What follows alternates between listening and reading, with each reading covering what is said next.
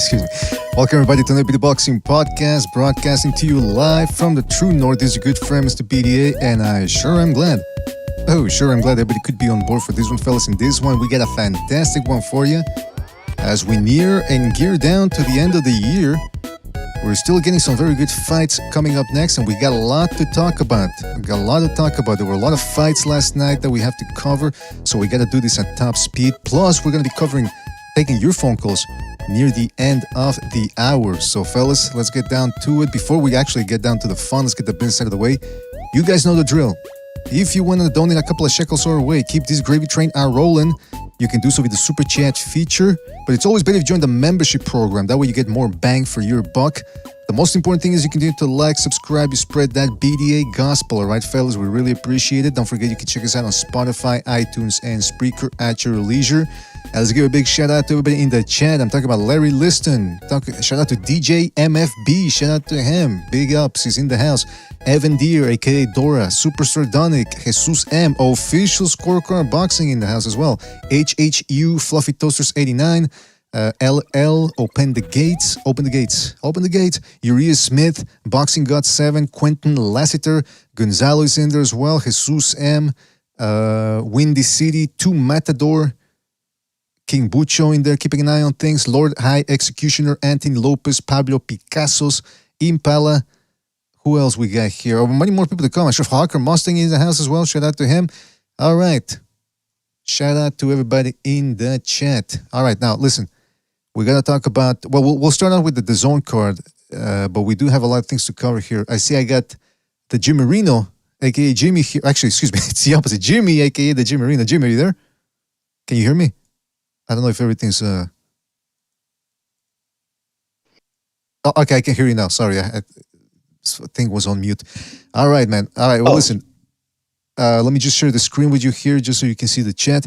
All right, before we start, let me just give people the rundown in case they missed it. Last night, we'll start with the DAZN card, pay-per-view. Devin Haney ends up dropping and decisioning Regis Prograis. If you've been watching this show, this comes as no surprise to you because most people broke it down and it went exactly like a lot of people said it would. And now Haney has grabbed himself a belt at 140 pounds. I didn't see the post-fight press conference, so if you guys can inform me later on about what he said and maybe it gives us an indication of where he's going. Is he moving to 147 or is he going to bring people up from 135 and make those fights that we would like to have seen a couple of years ago? So Devin Haney controls Prograis with his jab, exploited Regis Prograis' weaknesses, which were highlighted by Zorrilla, and ends up winning an easy decision. And this after Regis Prograis said that he wasn't going to fight with Mexican style. He was actually going to fight with skills. I mean, I guess you got to give up a lot of credit there. Give a lot of credit to Jojo Diaz because he didn't have the firepower that Prograis had. And yet he gave, with Mexican style, he gave Haney a very tough fight indeed. So we're going to have to talk about all of that plus more. But Jimmy, give me, if you could, please give us your thoughts on the fight. How did you see it? Did anything surprise you? And how did you see the fight? Unfortunately not. No, of course, listen, I make no bones about it. I'm not a Haney fan. The way he conducts himself, some of the things he says, and I don't like the serious father system. I just want to put that out there. But I picked him to win a unanimous decision and reluctantly said, that it was probably going to be wide. Because if anybody followed this podcast, or heard us talk about it, or more importantly, watched the videos that you make, you put it right out there. You even stated it in the, if this looks like this could look like it could lose bad. I mean, I don't remember the exact way you worded it, but you put it out there. You pointed out his footwork. See, the problem is, I think a lot of people look and they think just power, right? They think power as just a regular guy. You think, okay, punch in the face. That's all you're thinking about. They can just hit you in the face, but they don't realize it's not just about that. These guys spend so much time darting in and out of the ring. It's all about their movement and then reading somebody's timing. I say it all the time, getting somebody's rhythm down. If you look at Prograis, he does the same thing, same short to the left, to the right, always throws kind of in a certain position. Someone who's been doing at this as long as Haney with quick twitch fibers was going to exploit that. And I was hoping that maybe Prograis could catch him with something, but as the fight wore on, it just got everything that you point out in the video on 100. You know what I'm saying? You couldn't have put it any better. But that's the reason why I was never big on Prograis because of his footwork. And it doesn't surprise me because I think what happened with this kid, he got into boxing 17 years old, extremely athletic, super quick hands, and he hit like a mule probably, right? So he's banging everybody out in the amateurs, whatever little amateur career he had, put him into the pros, right? The right matchmaking, next thing you know, you're 17-0, 20-0 with 15 knockouts. People start talking about you. And then you come across a kid who's been schooled the right way, great balance, snaps his jab out, very accurate, fast jab against somebody who I just described is a recipe for disaster. You know what I mean? And so, no, I'm not surprised. I just wanted to kind of break it down. Well, if I may say, touch upon something that you just said there about starting boxing late. We've seen that with guys like Sergio Martinez, for example, who he had a lot of physical talent, but he started late too. And there's a danger when a guy starts boxing late and he's physically talented, because then they tend to cut corners when it comes to the technique. And excuse me. So what happens is, excellent point. I've seen that. I think we've all seen it, by the way, in the gyms where people come in and they just do a little shadow boxing to warm up, as opposed to work on the technique. And when you got guys who skip that part, and they're physically talented, they tend to see the positive aspects of what they're doing, and they overlook the bad. And so if somebody's already skipping shadow boxing and technique when they first start out boxing, it's highly unlikely that they're going to change their mind all of a sudden deep into their career and go back and try to change those fundamentals. And in a lot of sense, in a way, that's what happened to Prograis. But I also want to touch on what you said about the power. Because I went on some other podcasts, like for example, I was on Black and Browns on Friday, and we were talking about this fight, and some people were picking Prograis, and I asked them why, because I wanted to see if maybe there was something we were missing. Maybe they could convince us that Prograis was going to beat him, and it all came down to the power. He's going to hit him. He's going to Haney's chinny, and I'm thinking, okay, but Haney, he's not Paulie Malignaggi in there. He's not Corey Spinks or Chris Bird. He can crack. I mean, he's not going to knock you out, but he gets your respect because speed is power. And then on top of that, I also heard Tim Bradley saying that on a clip on Twitter. He said, Haney doesn't hit that hard. He's not that guy with that type of power and blah, blah, blah. I'm thinking, yeah, but if you want to close a distance against Haney, you got to have a guard. You gotta have a good jab. You gotta be able to punch with both hands, have good balance. All of the things that Prograis lacked. Yes, Prograis has more power than Lomachenko and Jojo Diaz, but he lacks those fundamentals that Jimmy was talking about. And so, I'm not gonna say that it was an easy pick because it's one thing to point out a guy's flaws. It's another thing for the opponent to exploit them the way Haney did. But it was, it was one of the simpler picks to make, if that makes any sense. I see we got Gonzalo jumping here. Gonzalo, same question. I just want to say, great breakdown, dude. I just want to say that was an excellent breakdown. Well, thank you, Jimmy. Thank you. Hey, it's the spirit of Christmas, man. We're all being very generous here with the praise that we're giving to each other.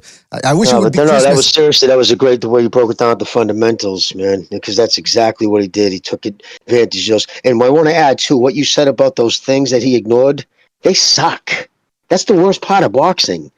You know what I mean? Some guys might like shadow, but sitting there jabbing the bag, not working on your jab, it's not sexy. You're not knocking motherfuckers out with it. You want to get in, you want to learn to crack to the body. Every kid wants to do that, especially when you enter the gym.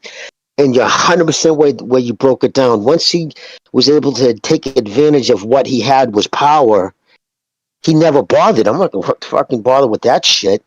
And it showed so bad. But I didn't mean to cut you off, Gonzalo. I know he's about to introduce you. I just wanted to add to that.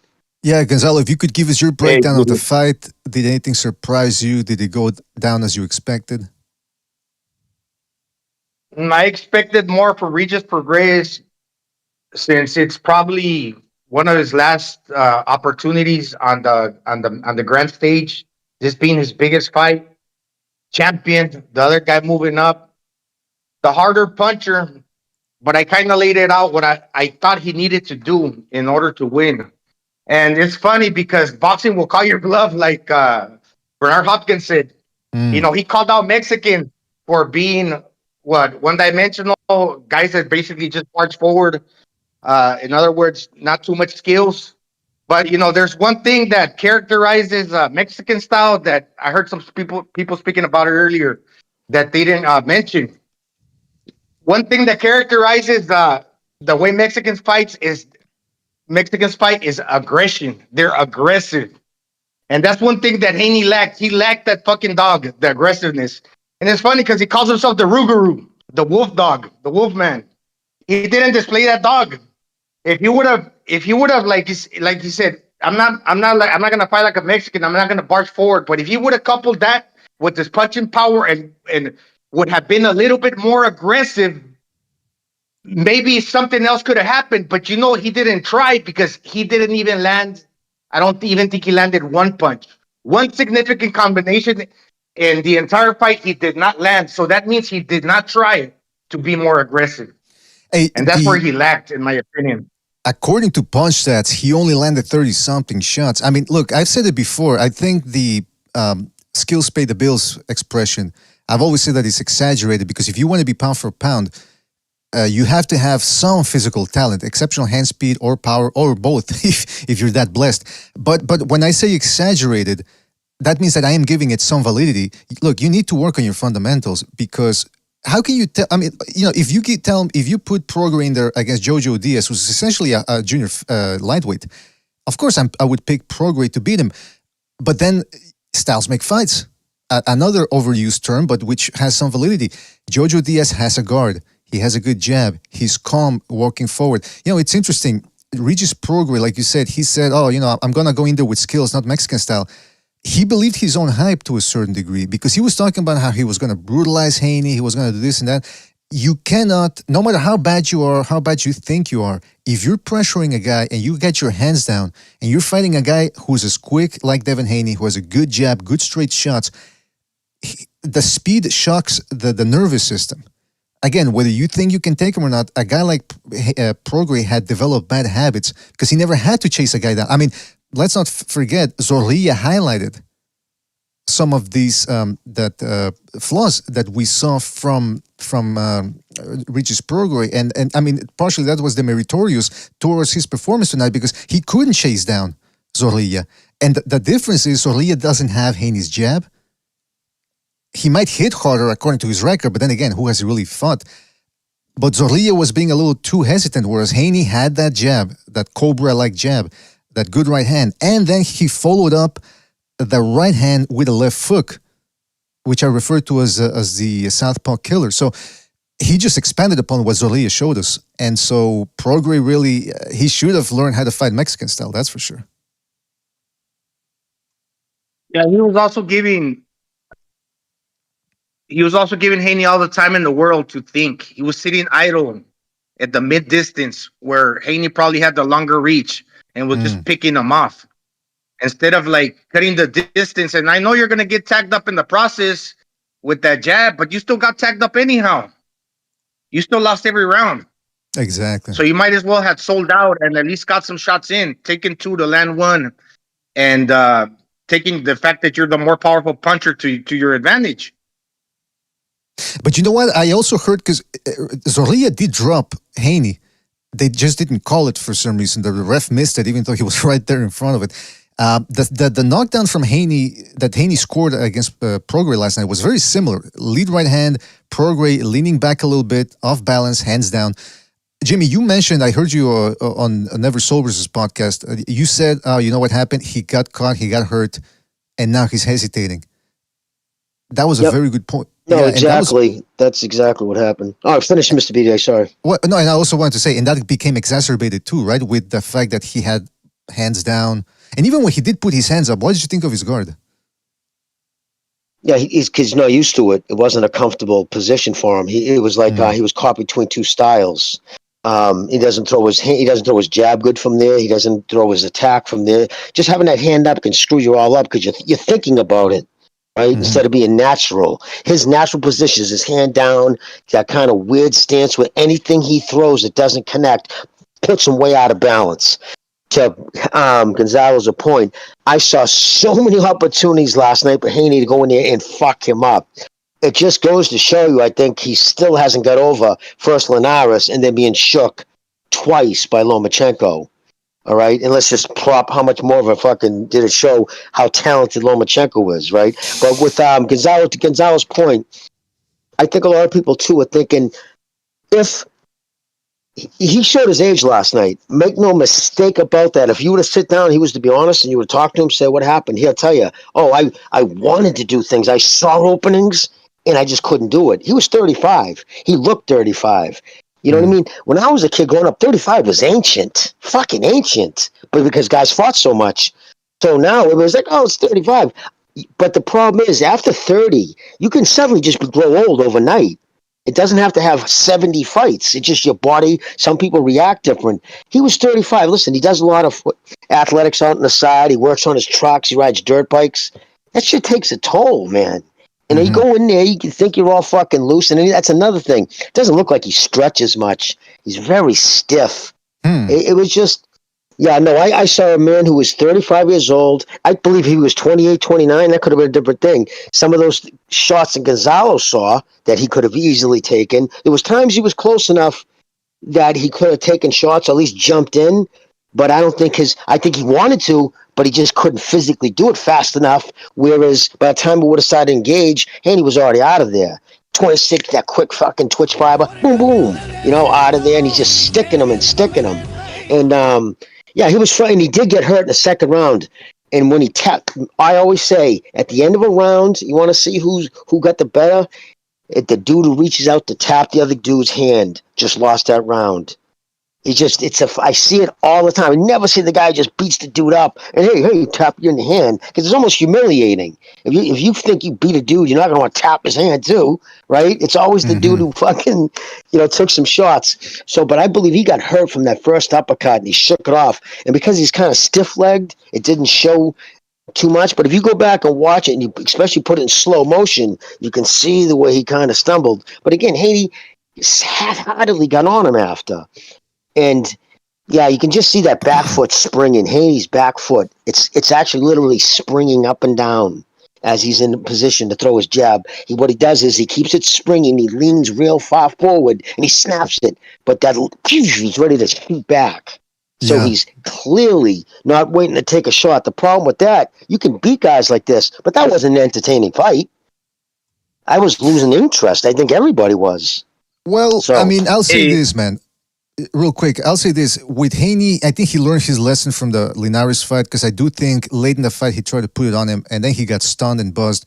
He's not that type of guy. And that's what I said after that fight. I said, look, don't expect this guy to all of a sudden put his hands up and try to walk people down like Mayweather did against Abjuda, for example. He's not that type of guy. So once you set those type of expectations, you will no longer be bored. Look, I'm not disagreeing with you, Jimmy, that the fight was, you know how I would describe it? Uneventful. Because every round was pretty much the same thing. But I do understand your point that, hey man, if you really want to make a statement, try to pressure the guy and really put a hurting on him. That's not him. You gotta get him out of there. Yeah, but that's not him. It never will be. I think he was content on giving his home crowd a show. But Gonzalo, sorry I interrupted you, man. Go ahead. Yeah, I was also going to add, if you think about it in hindsight, like the comments that he made, that he wasn't just going to barge in. And whether he meant or not to take a dig at Mexicans, it's like he never practiced to be aggressive in sparring, like in preparation for the fight. And if you look at the coaches, because I don't even think they're boxing trainers, that strength and conditioning coach, the old black man, the big dude, the one that was going back and forth with Devin's dad, and who's the other guy, the mid guy, that basically just the 1 through 6 numbers on the mids, Julian Chua, freaking Ramirez's trainer. And when they're talking to him in the corner and they're putting him on the camera and they're basically asking him, what is Prograis doing wrong? And he starts screaming at him, you got to circle to this certain direction in order to drop your left hand, right? If you didn't practice that in the gym, obviously it doesn't matter how how loud you scream at him in the corner, he's not gonna listen to you, because it's like the definition of insanity. It's like doing the same shit over and over again, expecting different results. If you never train for it, how are the fuck you're gonna like do something different on the night? And it just looks Exactly. like he didn't have great coaches. It's like that Matthew Fouts who says, you fight like you train. By the way, shout out to Chris K for his contribution with the super chat. He says, "Why do I see another asterisk with this win?" Well, I think some people are going to say that. I mean, even Prograis said that. Oh, it's because I looked back against Zorrilla and all of a sudden they picked me. But like I said earlier, it's one thing to point out and see a guy's flaws. It's another thing to actually take advantage of them. And it does take skill to take advantage of them, like Haney did. Like, for example, Haney, Zorrilla, those guys can beat Prograis. But if you have a guy like Gary Antoine Russell, for example, a fellow southpaw, I think Prograis would look good against that type of fighter. But those flaws were there, man. And so I think that's what it is, too.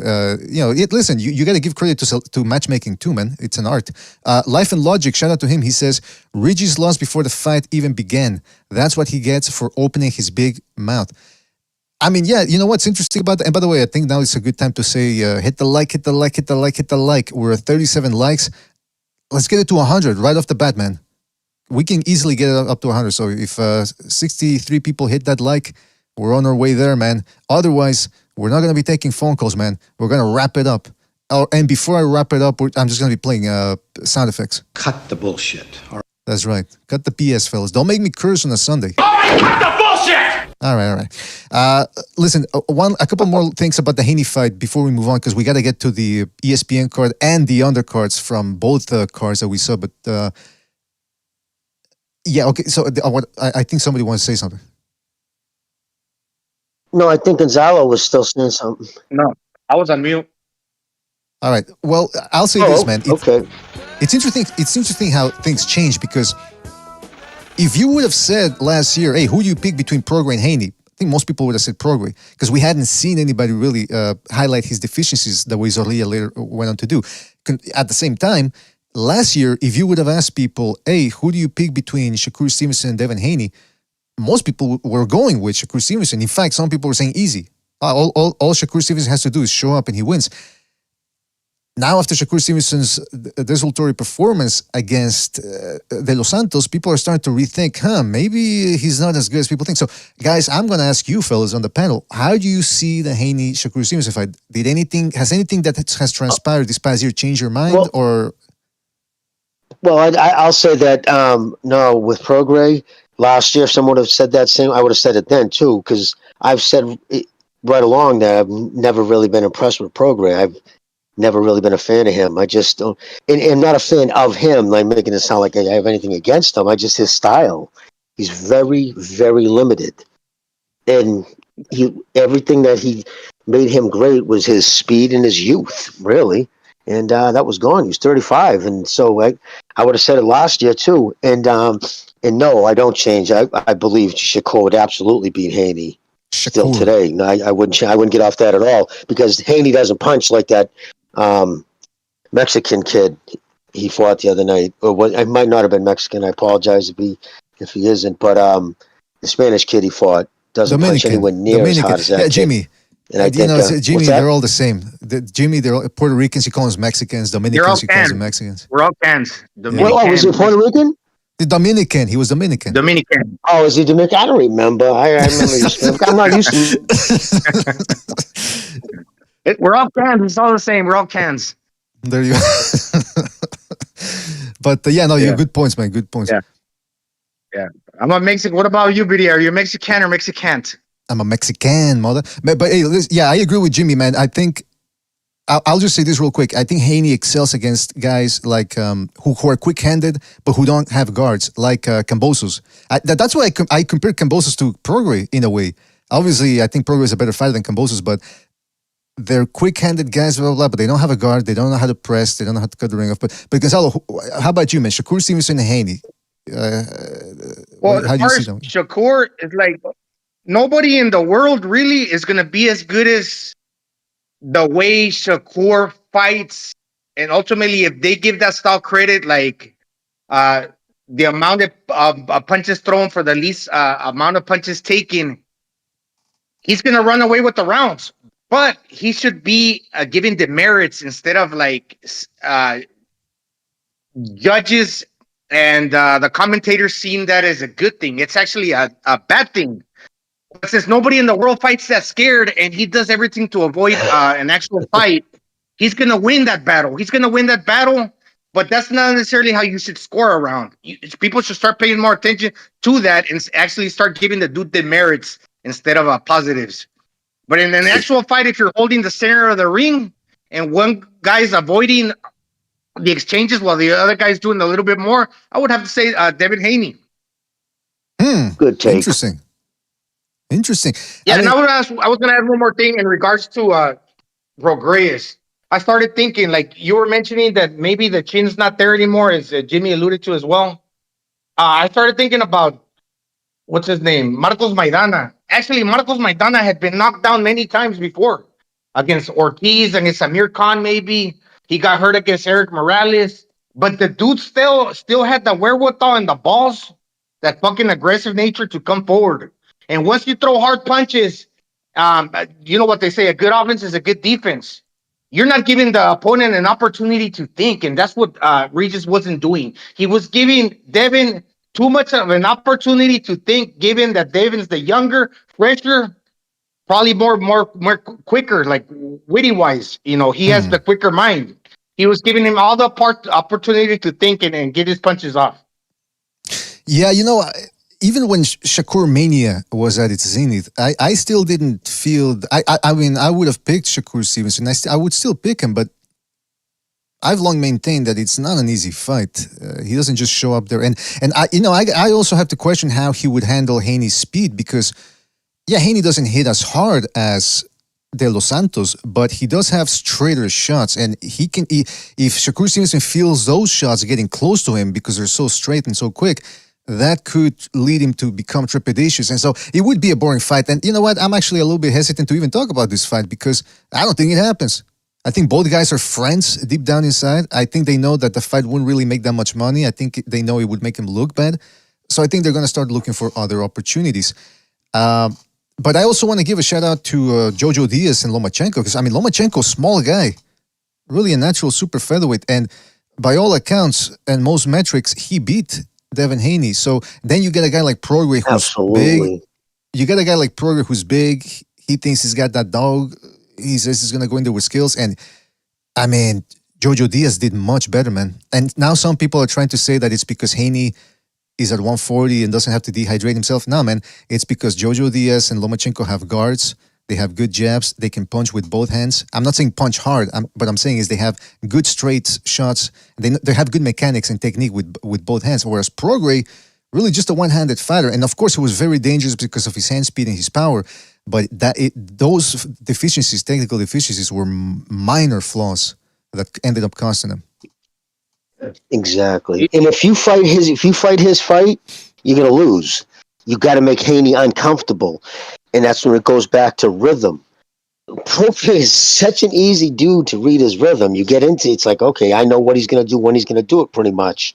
And where Lomachenko is completely opposite, waving his hand, stepping twice to the right, then back. Just these constant motion, but you just don't pick his rhythm, and it becomes like everybody fights him says it's exhausting, mentally exhausting. So what's happening? Haney's focusing on that. Shit, I can't get his timing. That's when he goes back and says, I can't do it. It's because he's saying I can't get his timing. He's punching between my punches. He's so whereas Loma's got his, so Loma kept throwing a punch right before Haney would go to throw his right hand, and that's what he was, being a smaller guy. That's how he was able to beat him, by being better at this little, the important things in boxing. So, because you know what, man, Loma outlanded Haney, and you look at the punch stats for Prograis. Haney, again, Prograis said he was going to go in there with skills, not Mexican style. That's what he said, and he landed a pitiful 36 punches out of 363 shots. I mean, where was the skill? And it, like you said, BDA, that no right hand. It was basically only the left, and good game plan by Devin Haney's corner, Devin Haney, to take away the left, right? So basically he handicapped them. And going back to the rhythm thing, what Regis was doing with the glove was similar to like what's this guy's name? El Terremoto Santa Cruz used to do, shaking the glove. Shaking the glove, and he was kind of like tapping on it, like he preparing to throw that big bomb, but all the Right. time giving away, signaling. I'm basically telegraphing the shot. I'm getting ready to throw a lift. So you know what that told Devin Haney? Well, I see that you're cocking that motherfucker, so I'm gonna prepare to circle away from your power hand just Very before good you're getting point. ready to throw it. Yeah, that's true, man. Yeah, it's a neurotic tick. But yeah, man, listen, I'm curious to see. Oh, and by the way, may I also say that I remember when Jojo Diaz fought Haney. I remember thinking, I don't know who I'd pick now between Tank Davis and Haney, because Tank Davis is a stocky guy like Jojo Diaz, but he's got faster hands and he hits way harder. And I was unsure about who to pick in that one. Now, with everything we've seen this past year, I think I would pick Haney over Tank Davis, because Tank Davis is in a little bit of the same boat as Prograis. Obviously, they're different styles, and I do believe Tank Davis has better fundamentals than Prograis, but he has the same flaws in that he doesn't really know how to fight coming forward. He's not that type of guy. He averages about 300 shots per fight. Those are Canelo numbers, and Canelo is a super middleweight. So, people are under the impression that Tank Davis fights that way and that he's not even fighting at 100%. He's just giving it 50% and still beating these guys. And that if he really wanted to, he could step it up to 100 and walk these guys out. No, man, because you saw him try it against Isaac Cruz in the middle rounds. He sort of tried to stand in the pocket with Cruz a little bit to try to wear him down and then he saw that wasn't happening and he went back on the back foot. Now his fans, his acolytes say, nah, he was injured, had an injured hand. Those sounds like excuses to me, man.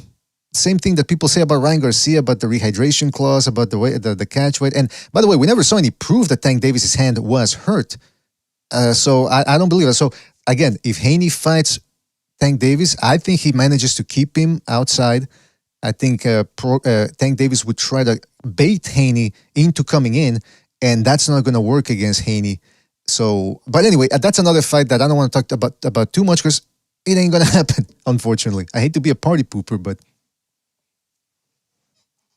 Did you see what Haney did? He did he implemented a good move once he had success landing one punch, where like once he circled away from Regis Prograis, his power punch, and it was able to get on his lean onto his the weak side and land a punch. He landed another, then another. So he tripled up on a punch, understanding that Regis was in no position to punch back. So that's good instincts right there. Basically, maybe I don't know, he learned something from the Lomachenko fight, probably too, right? Because Lomachenko was excellent at changing the angles and flanking Haney. So now he's got a good, real situational awareness of the ring and how to do it to other fighters too.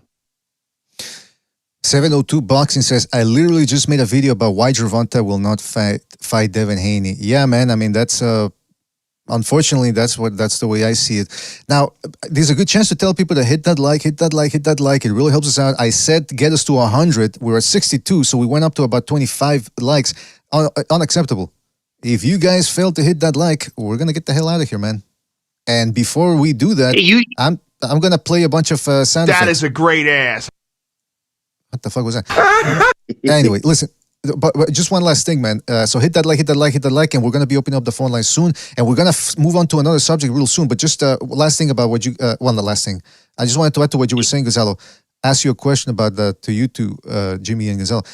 Moving, a lot of people think, you're fighting a guy who's got a strong backhand. You got to move away from it. So if you're fighting a southpaw, you move to your left to move away from his left. I've seen guys like Bernard Hopkins, he would move to his to his right against southpaws. In other words, he would move towards their left hand. What is that because he wants them, or wanted them rather, to throw the left hand so he could counter it? Or how do you guys see that move? Move to the power hand. You talking about circling? Oh, sorry, Gonzalo.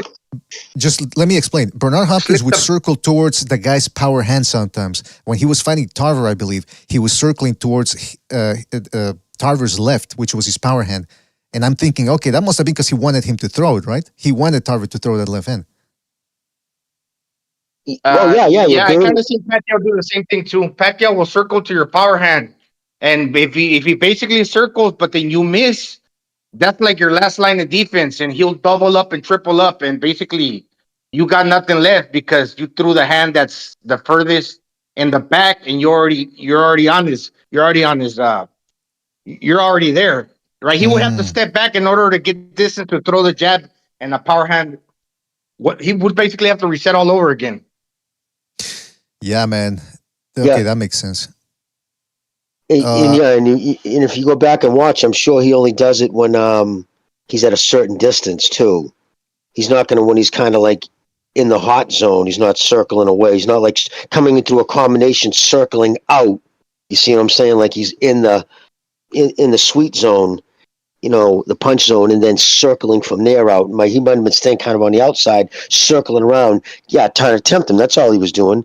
Trying to tempt him to be- throw something big because he because was a Yeah, if that's right. counterpuncher. Yeah, just basically just how'd you say, Jimmy? Just tempting him to throw a punch, basically, Yeah, right? exactly. yeah, because if you watch that Trying to make him Tarver, commit. if you watch the Tarver fight and in slow mo, the knockdown that Hopkins scored against Tarver, he feints with the right, and then Tarver threw a left uppercut, and Hopkins slipped it to his right, and then caught him with the straight right that dropped him. So he knew he was going to throw the left hand. He'd already seen it. So, sometimes when you're fighting a guy who has a strong left hand or a backhand, you want to make him throw it because you want to counter him off of it. But again, that takes wherewithal, that takes skills, and that shebang. Anything else you guys want to say about the Haney Prograis fight before we move on to the next subject? I'm good. Well, well, it gets me thinking, man. I'm not quite sure how good these dudes were to begin with, and I'm talking about him and Taylor, the guy, because they had a real close fight, him and Taylor ultimately became undisputed. But then when Taylor moved up, same thing as Regis, they lost against smaller fighters. But not only did they lose, they didn't even win a fucking round. Hmm. Taylor didn't win a round off of Teofimo. Basically, it was like a 10-2 maybe, and same thing with Regis against Haney. So how good were they really? Because they fought smaller dudes that fought at 140 for their very, very first fight. Then they hardly won any rounds at all. And yeah, Gonzalo, remember we talked about that Taylor, if you look back, although he was unified and he won what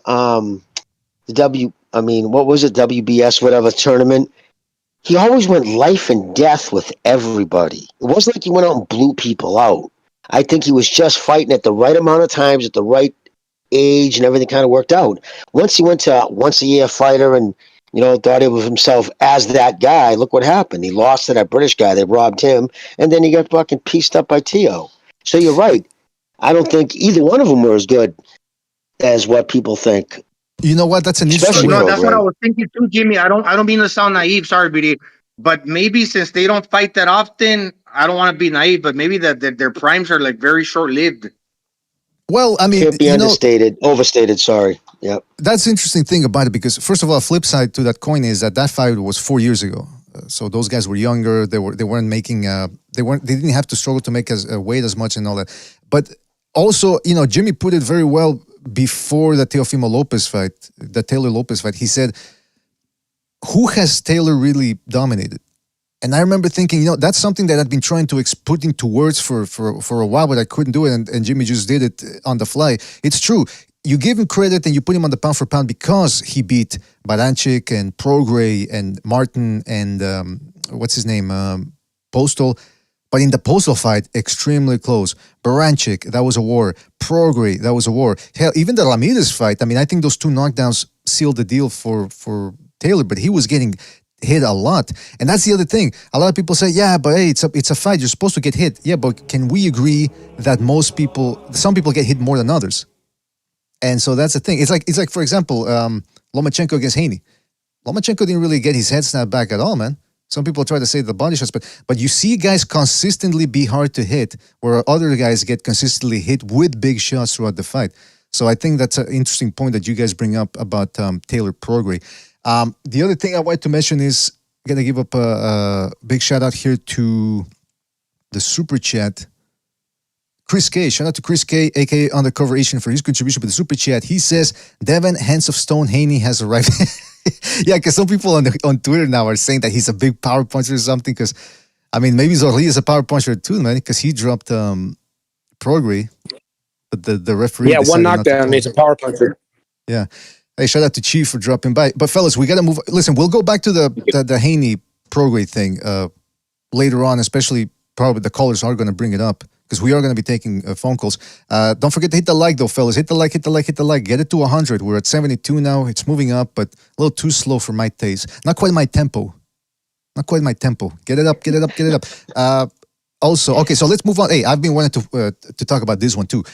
ESPN delivered a card that I unfortunately missed last night, but I was able to, very fortunate to catch it today. Rafael El Divino Espinoza defeats Ramirez by majority decision. My goodness gracious, this is something that this guy came to fight in Robesi's adopted hometown of Florida. Essentially, that was Cuba, really. And it was a good fight from both guys, man. Espinoza got hurt multiple times. He got dropped and then he got hurt about 2 times thereafter, but he continued to press forward. Great combos. That was Mexican style right there. He would put his hands up. He would block a lot of the shots. He just kept Ramirez busy. Ramirez, again, similar to Regis Prograis, very good left hand, a lot of physical talent, but waiting too much sometimes. Waiting too much. Just like he did in his first loss a couple of years ago. I want to talk more about that, but I also want to get other people's thoughts on the fight. Guys, how did you see El Divino's victory over Ramirez? Perhaps the upset of the year and perhaps the fight of the year as well. I loved that fight, and for one of the reasons I love that fight is for why I love boxing. This kid, right, come out of nowhere, this Mexican kid, living like everybody else on this, listening to this show, probably, right?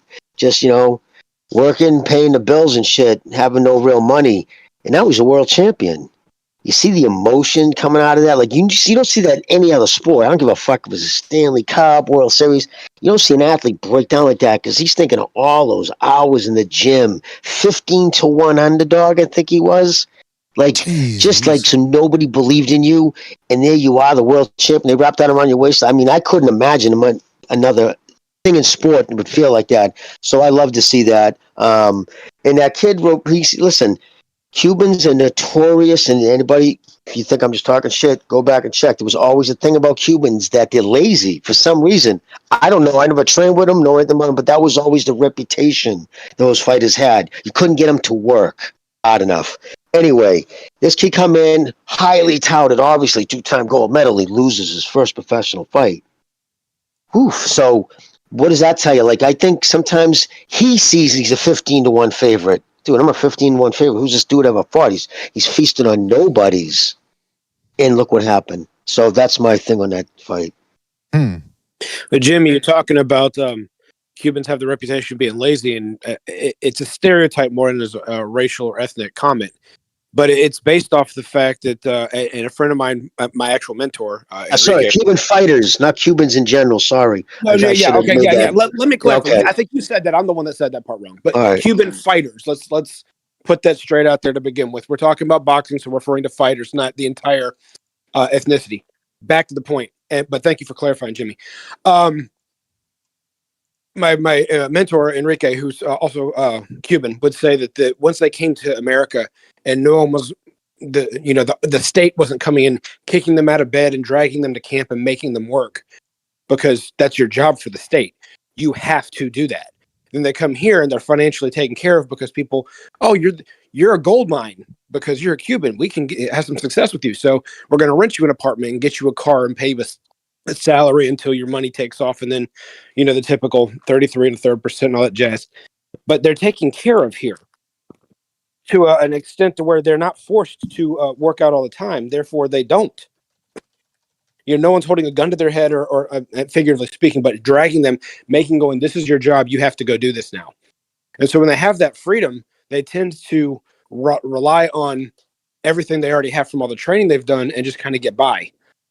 And of course, their style in the amateurs also is, we're going to build a lead and then we're going to move around and keep that lead. And so they fight that way also. So it was 3, and then it became 4. Now back to 3 rounds. They'll build a round up for like 2.5 round lead, and then they'll just coast. Well, they'll just pace that to about a 5 round lead in the pros, and they can probably just coast to winning 2 more rounds by keeping the momentum in their side. First 1 to 7 wins, so they'll win the first 7 rounds off of certain, and then then the fight just kind of goes downhill. So the reputation of being lazy comes from the fact that no one's forcing them anymore. They come from a state, an area where they have to. Everything is have to. Once it becomes a choice, and they're already decorated in gold medals and amateur wins, they just kind of coast. They've already put their work in, and they're getting paid for it. And that's kind of the reason. Right. That's what's explained to me, and why it comes out. That's a good explanation of the Cuban problem. Or I mean, and I think it applies to a lot of Olympians and prospects who are very talented, but more so the Cubans, because they're factories of great amateur fighters. Right. Yeah, Gonzalo, I think you were going to say something about the fight. Yeah. You know what?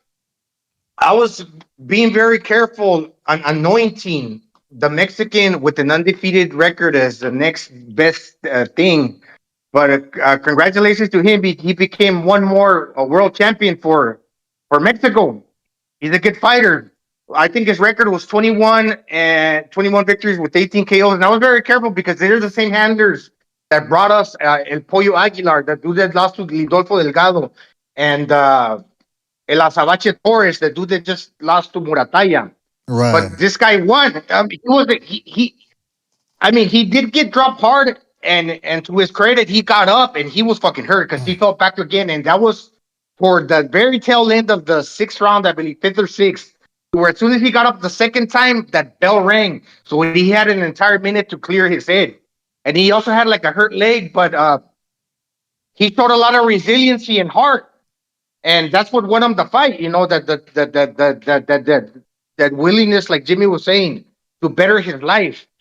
And you know what? I think I did read a little bit of his backstory. He converted the first floor of his house into an actual gym. And so he was living in the 2nd floor, but he was training in the 1st floor. That's why when he won the fight, he gave the credit to his dad. He was elated. I want to dedicate this title to my father. So that was like a real feel-good story. And I think also his job was like a bread maker. That's the family business. So them dudes are always beating the dough. That gives you strong forearms. I don't know. Right? I mean, maybe you might have a point there. I used to do a little bit of that. I used to work with the bread maker. And then we used to make that for the tortilla, for the flour, and then you gotta beat that dough and then toss it se llama amasando. So, that'll give you strong forearms. Well, I used to. Anyhow. I didn't work at a butcher's shop, but I did used to beat the meat quite a lot back in the day. But listen, I wanted to say something about this fight because he did drop. Robeisy Ramirez did drop El Divino, and it happened because El Divino switched southpaw, and then he was gonna switch back to righty, but he was too close to Ramirez, and Ramirez saw it and went in with a lead right hook and dropped him. That was a bad move from Espinoza. Could have avoided that knockdown. It could have been a better performance. But you know what impressed me about Espinoza is that, okay, Robeisy Ramirez, he's kind of inconsistent in the ring with his punch output, but he is a smart guy. He's a Olympic gold medalist, and so he will catch you with something. And Espinoza did it with a certain amount of skills, because I've said it before, right? Oh, skills pay the bills. That's exaggerated, but it's true. You need skills. Sometimes you need 60% skills and 40% physical talent, or vice versa. The point is that there has to be a balance, a correspondence, a symmetry between the physical talent and the skills, but you have to have both. And that's what Espinoza brought to the table. A lot of it was toughness too, because he would catch a shot from Ramirez and he would barge through it. That was the difference between a guy like Prograis and Haney, because Haney would jab him, throw the rights, and he would freeze Prograis on the spot. Whereas Espinoza, when he fought Ramirez, hands up, he would block the shot and keep coming forward and then go to the body. Transitioning from defense to offense in a quick amount of time is very important. Yeah, and I would also add, BD, I think that, because generally people imagine, or they would say, well, if you're the taller fighter, you should fight on the outside. And I agree mostly, but I will say something. if you're a tall dude and you adopted or you're bringing that style ever since you were a smaller like kid and developed into a larger man, but then all of a sudden that style stuck to you, um, you have incredible uppercuts, dude, because the ceiling for an uppercut, as opposed to like where the smaller man is sitting in relation to you, his head is right there in the sweep spot where you can punch right through his head. And Divino was doing that. The same thing with Fundora and some other guys that are tall and can really lunge and fucking powerful uppercuts with both hands. Those are Espinosa's best punches, in my opinion. The combos, For a man. tall He guy, was, that's an advantage where many people don't see that.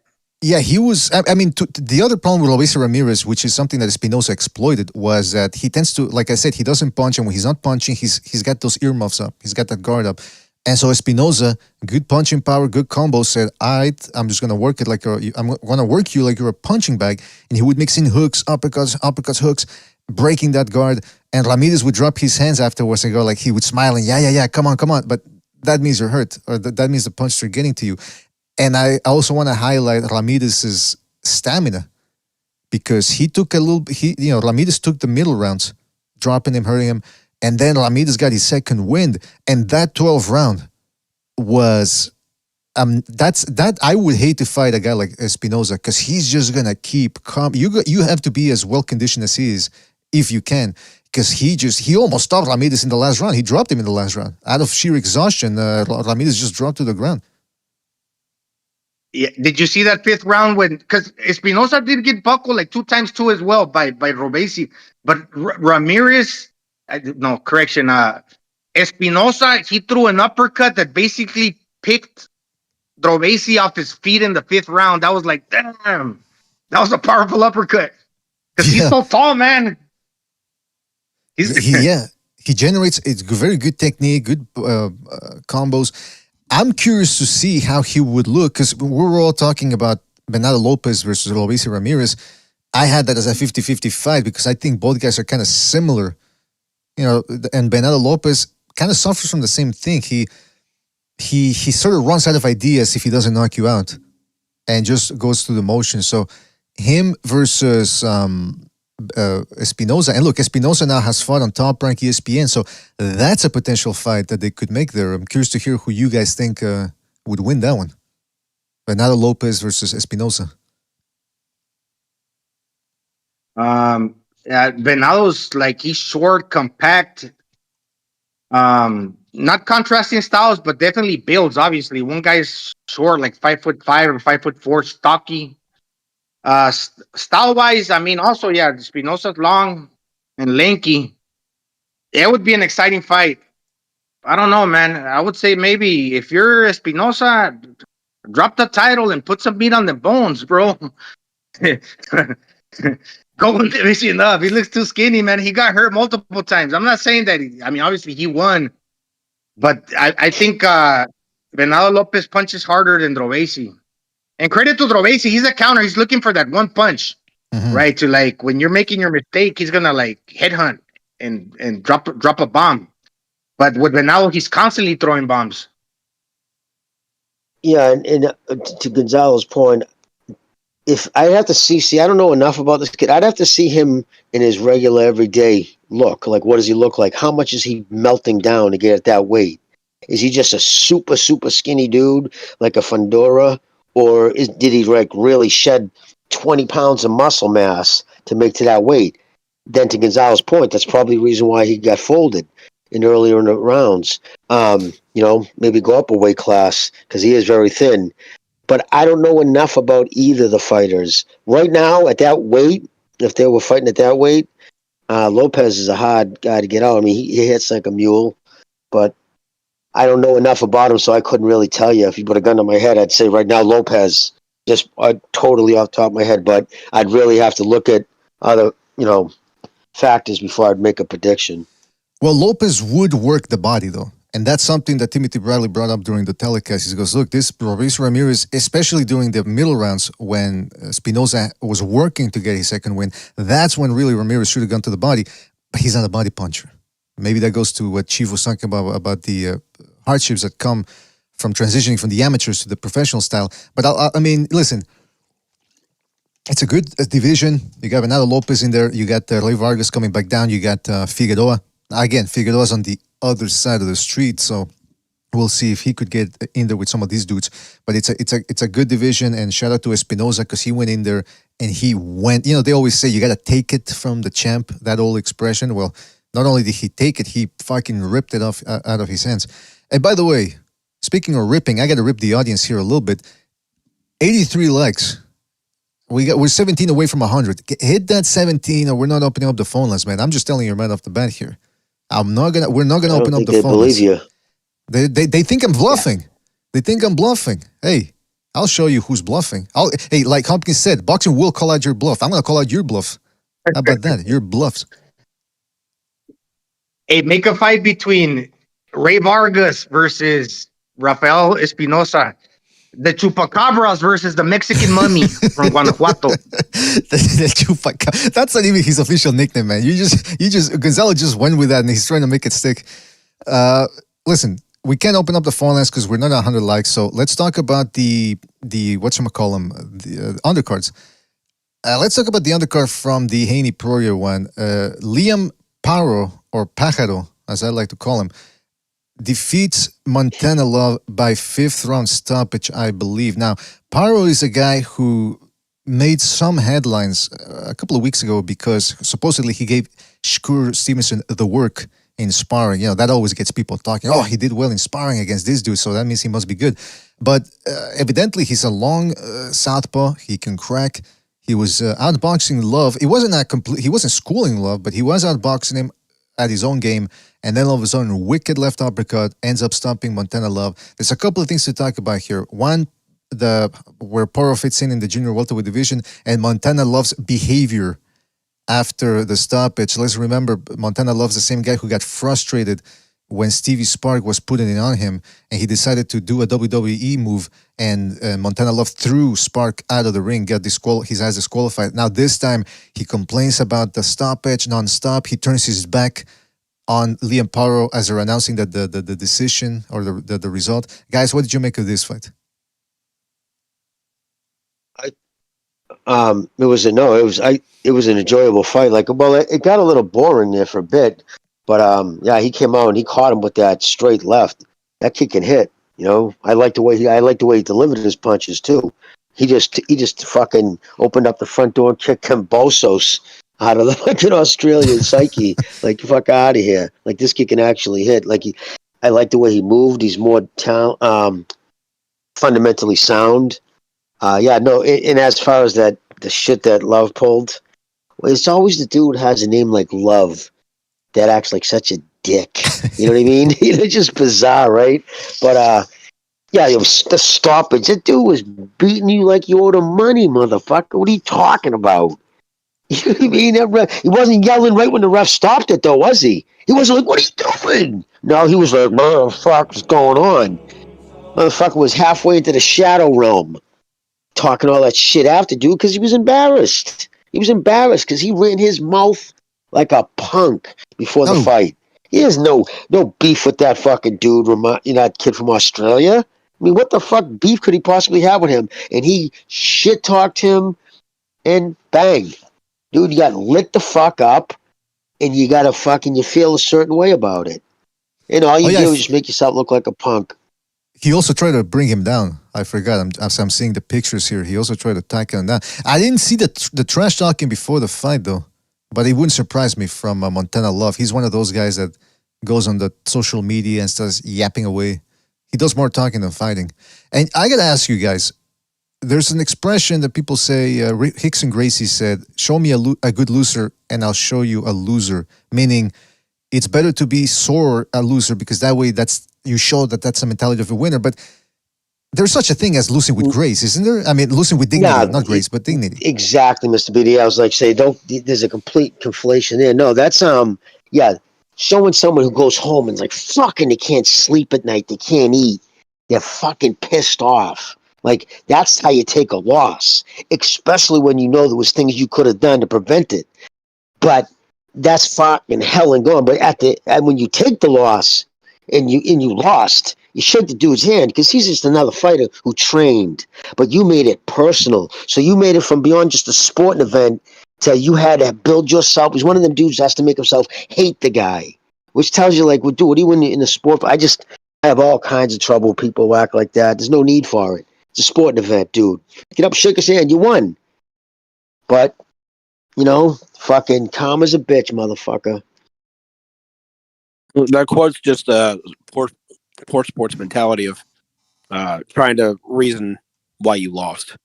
I mean, as someone that was never more than a winner than a loser when it came to sports, because I'm not an athlete, I still had to learn to swallow my pride and not make excuses because my dad wouldn't let me. If I should have won, he would tell me, yeah, you should have won that, but it's because you didn't try as hard as you should have, blah, blah, blah. Or if I just got straight up beat by someone's better than me and I got mad at that, especially if it was a bad winner, he's like, look, that's that kid.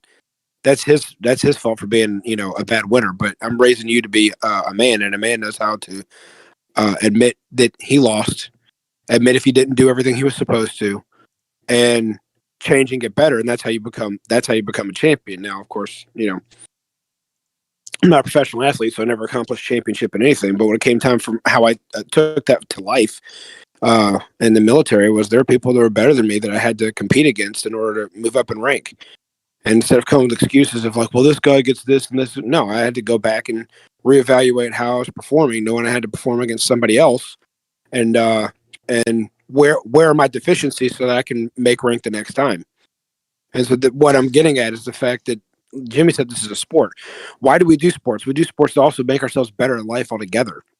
And anyone's going to say, oh, well, dude who just takes a loss is just, yeah, if you bitch about everything that goes wrong and you don't step up like a man and admit where you were wrong and try and fix it, then you're just going to be the sore loser that's complaining about life all the time because there's always somebody else's fault that somebody else happened and you're not taking responsibilities for your own actions. Absolutely. That's well said on a Sunday of all days. But I got to tell you, though, I got to make a little confession here. I want to see Montana Love fight again. Not because he's entertaining or engaging in the ring. It's afterwards. I want to see what he does the next time he loses. Please put him in there against someone that we know is going to beat him because I'm going to be in anticipation on the edge of my seat. I think, you know what I think? I think this time he's going to grab a chair. Again, going to go WWE style, grab a chair, hit somebody over the head with it, maybe pile drive somebody through a table. I mean, I don't know. I'm excited, guys. I am excited. I want to see that. And I'm also excited because I just looked at the likes and finally we got to 100 likes. Fantastic. Thank you, guys. Thank you so much for hitting that like. We can open up the phone lines. And of course, we're going to go back to talking about the Haney Prograis fight, maybe cover some of the things we missed about that as the callers come in and give us their thoughts on what transpired last night. But also got to talk about Torres, who fought on the ESPN card, the Mexican heavyweight, Andy Cruz, who fought on the DAZN undercard, and Xander Zayas, who fought on the ESPN card as well. Unfortunately, I missed that fight, so I'm going to need you guys to update me on what happened. I'm watching it now. Yeah, oh, okay, good. You look great. But I just want to say one thing, dude, real quick, real fast. Mm-hmm. Fuck the zone. Hard in the ass for putting that fight on pay-per-view. That's it. I know it's Sunday. Okay. But let me ask you that then. How many pay-per-view bets do you think this does? The Haney Prograis? Oh, miserable amount. Terrible. It's not even going to hit 60,000. Oh, I doubt it. I doubt it hit 60,000. Not even 100,000? Because it's if you don't have a subscription to the zone, you get to pay $90. But the people who I think a lot of people who had this the zone are so pissed. If you go to Twitter, a lot of people are like, I'm paying $225 a year, and when you first double the price for the second time, you scumbags, you said in an occasional pay-per-view with the likes of a Canelo Alvarez who immediately jump ship, you don't have him, and so you turn around, you put that garbage. That tells me you don't give a fuck about boxing because you're definitely not trying to take care of its fans or even showing a modicum of respect to them because you don't give a fuck. You just signed that NFL deal. That's what DAZN cares about. And he's like that little department, whatever, boxing, who gives a shit? And the fact they put that on DAZN, on a pay-per-view, fuck you. Fuck you. Now, Jimmy, I appreciate the commentary and I agree with you, but that's the language, though. It's a Sunday. But go ahead, Gonzalo. All right. It's Sunday. I understand. Chrism cross. But you know what? I'm just saying. I just like to, I'd just like to shoot somebody over there. Okay, now on GTA 5. Well, you know what I mean. 5. It's just all right. You know, and obviously, not seriously, but no, that's just this. But listen, I can afford it. That's not the problem. I think of when I get angry about it like that, because it's normally fucking kids in their 20s. Maybe you have a kid at home, 1 or 2 kids. They can't afford that, right? And that's the people we want to. If this sport's going to survive, you got to get these people watching it. And casual's not going to drop $60 for that fight. Yeah, that's true. That's true. You're absolutely right. That's there, what I'm man. coming at. It's not the $6 out of my pocket. It's not that. It's just they're fucking killing the sport with this shit. There you go, man. Yeah, Jimmy's right, man. I mean, look, I think they did it out of necessity too, because I think they were paying Haney between $2 and $4 million, which. So that tells you they have no interest in paying funds over there. Yeah, like we're not going to pay fighters anything. It's almost like it's almost getting to the point where it's like Prime. Any fighters asking any serious money, we'll start behind the paywall. Fuck it. You watch those numbers plummet come March when it's re-signed. Let me just tell people that I'll the be one of them. No, yeah, you're right about that, man. Let me just tell people that the phone lines are open. I have the number there in the left-hand middle portion of your screen for you, so you can call in, give us your thoughts on everything that happened last night. Shout out to Uriah Smith for his contribution with the super chat. He says, "Respect to Haney. Now even more respect to Lomachenko." That's right, the unsung hero of boxing, Vasil Lomachenko. And to a certain extent, Jojo Diaz, who showed you that with a good Mexican style, can take you a good long way. Shout out to Santo as well for his contribution with the super chat. He says, "I'm willing to bet BDA will get more likes than what the Zone sold pay-per-views. BDA will now want 130 likes." Call me greedy, Santo, but yeah, let's get it up to 130 now. Why not, man? You put that idea in my head. Shout out to Santo and Uriah Smith for their contributions. Jimmy, I got a quick question. Y'all hear me? Yeah, but Jimmy doesn't want to hear you though. He doesn't want to hear it. I can hear you. I just, for some reason, with this new screen, I can't get to the. Takes me multiple taps to get the freaking thing unmuted. Gotcha. That's a classic, Jimmy. That upcoming contract with PBC and Amazon. You're the guy that usually knows the behind the business deals. What have your sources told you about what's going to entail with that? On is it really going to be good for boxing? Is it really going to be heavy on the consumer? Is Amazon just putting word? No, it's not going to be good for boxing. First off, he has 150 boxes under contract. He's only getting 12 to 14 fights a year.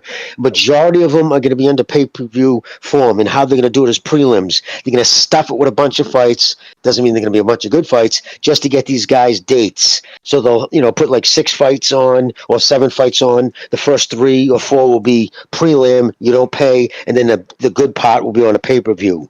And that's how they're going to probably run majority of those fights. And whatever fights they put on for free from start to beginning will be the fucking type of thing that would have pulled 100 in a Nielsen rating on Showtime. So, and he has 150 fighters under contract, and it's 2 years. So that's the whole thing right there, brother. So basically, everyone's going to get maybe a fight, if not 2, over a 2-year period. Oh yeah, 1 fight, 2 if they're wicked lucky. Okay, 150, and how many? 14 dates per, so 28 total dates. Over 2 years, yep. Yeah, okay, that's a real winner. Anyway, thank you. Everyone's jumping up and down, celebrating because Amazon's so big. But I mean, I went ahead and came out on record on another chat that me and the best are inside of, and said Amazon's not going to front a lot of money for any of this. They're not putting up any money. No money at all. And okay, they have. Okay, so you know what? That's going to be even worse because the fact that Showtime, that's carried boxing for 37 years or so, right, had 35 million subscribers, and they were pulling 100,000 views for their off pay-per-view fights. Mm-hmm. So I don't give a shit if Amazon Prime has 100 million people. It's still going to be around 100,000 people. Well, if not less. So that's. But with Amazon not putting any money up, it's going to be like what happened during the sequestration era when in the 2010s, when ESPN came out and said, we're not going to subsidize any fights anymore. We're still going to have Friday night fights. We're just not going to subsidize anything. And if you guys remembered, what were the cards like? They were terrible. The only reason why anybody watched, but- real quick, Jimmy, let me finish this quick. Yep. The only reason why people watched Friday night fights during those dates I'm referring to was in between the opener and the main event, because that's when your boxing news was going to come up, and they would give you the list of fights on what channels, what networks, what dates. It's the only reason why you watched it, because the fights weren't worth anything. They were club fighters. They were just putting on club fights all the time because the network never subsidized. Jimmy, you were going to say something? I was going to say, with depends on who you're working with. Like Bob Arum doesn't care about that. He finances all his own stuff because he's a real promoter. Like even Golden Boy does to a certain extent. But Al Heyman's an advisor. He doesn't. So that's the reason why this contract starts January 1st.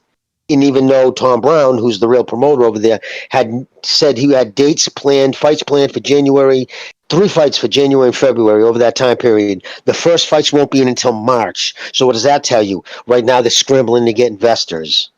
Yep. Hey, by the way, can I give a shout out to Virtuoso for his contribution with the super chat? He says, Loma's stolen win versus Haney is aging well, I see. Yeah, man, shout out to Virtuoso, man. I mean, that's one thing that people are starting to realize and coming to the fray. So I think that's going to add more interest a little bit in the Lomachenko Kambosos fight if it comes up. But yeah, shout out to Vasily Lomachenko, who shows you that he does fight aggressively, and despite being smaller than Prograis and a lesser puncher, he beat Haney. Hey, you guys talking about the Amazon thing. They said that it's going to be about 12 to 14 dates that they have there on Amazon. So we got Canelo fighting. That's going to be pay-per-view on Amazon. If Tank Davis fights on Amazon, that's going to be pay-per-view. Errol Spence and Terence Crawford have a responsibility to fight next, contractual obligation, so that's probably pay-per-view as well.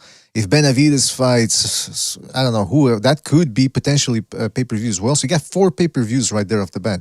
Every fight you just mentioned will be a pay-per-view, without a doubt, no question asked. Every fighter who has a belt, who's close to having a belt, will be put behind a paywall. There's no ifs, ands, or buts about it. So you're going to be looking at a Frank Martin against whoever he fought last type of fights that will be free. That's the money he's scrambling to get. And he's also scrambling even to get the money to, you need some working capital, because supposedly, according to Rick Glacier, which I just found out, that judgment finally came down from Waddell and Reed. It took years, but I guess the Kansas City judge says that now Heyman's also the PBC's $900 million in debt. So they supposedly have to pay that back. I don't know. So I'm going down. That's what he tweeted out. Like the song, I'm going down to Kansas City. Can you drop a link of that in the chat, please? Yeah, drop a link, please. His tweet? Yeah. Drop the receipts, as they like to say. Yeah, drop the receipts, as they like to say nowadays. Yeah, but the point is that, first of all, that's a very interesting aspect of that saga now, because, yeah, I mean, you would have to assume that, what's his name? Heyman is going to have to put up his own money for this fight. Whereas if he's in debt or whatever, that ain't going to work out too well. And then on top of that, it only leaves about 10 dates left on Amazon. He's got a 200-plus fighter roster. How is he going to get these guys fights 10 cards a year? Exactly.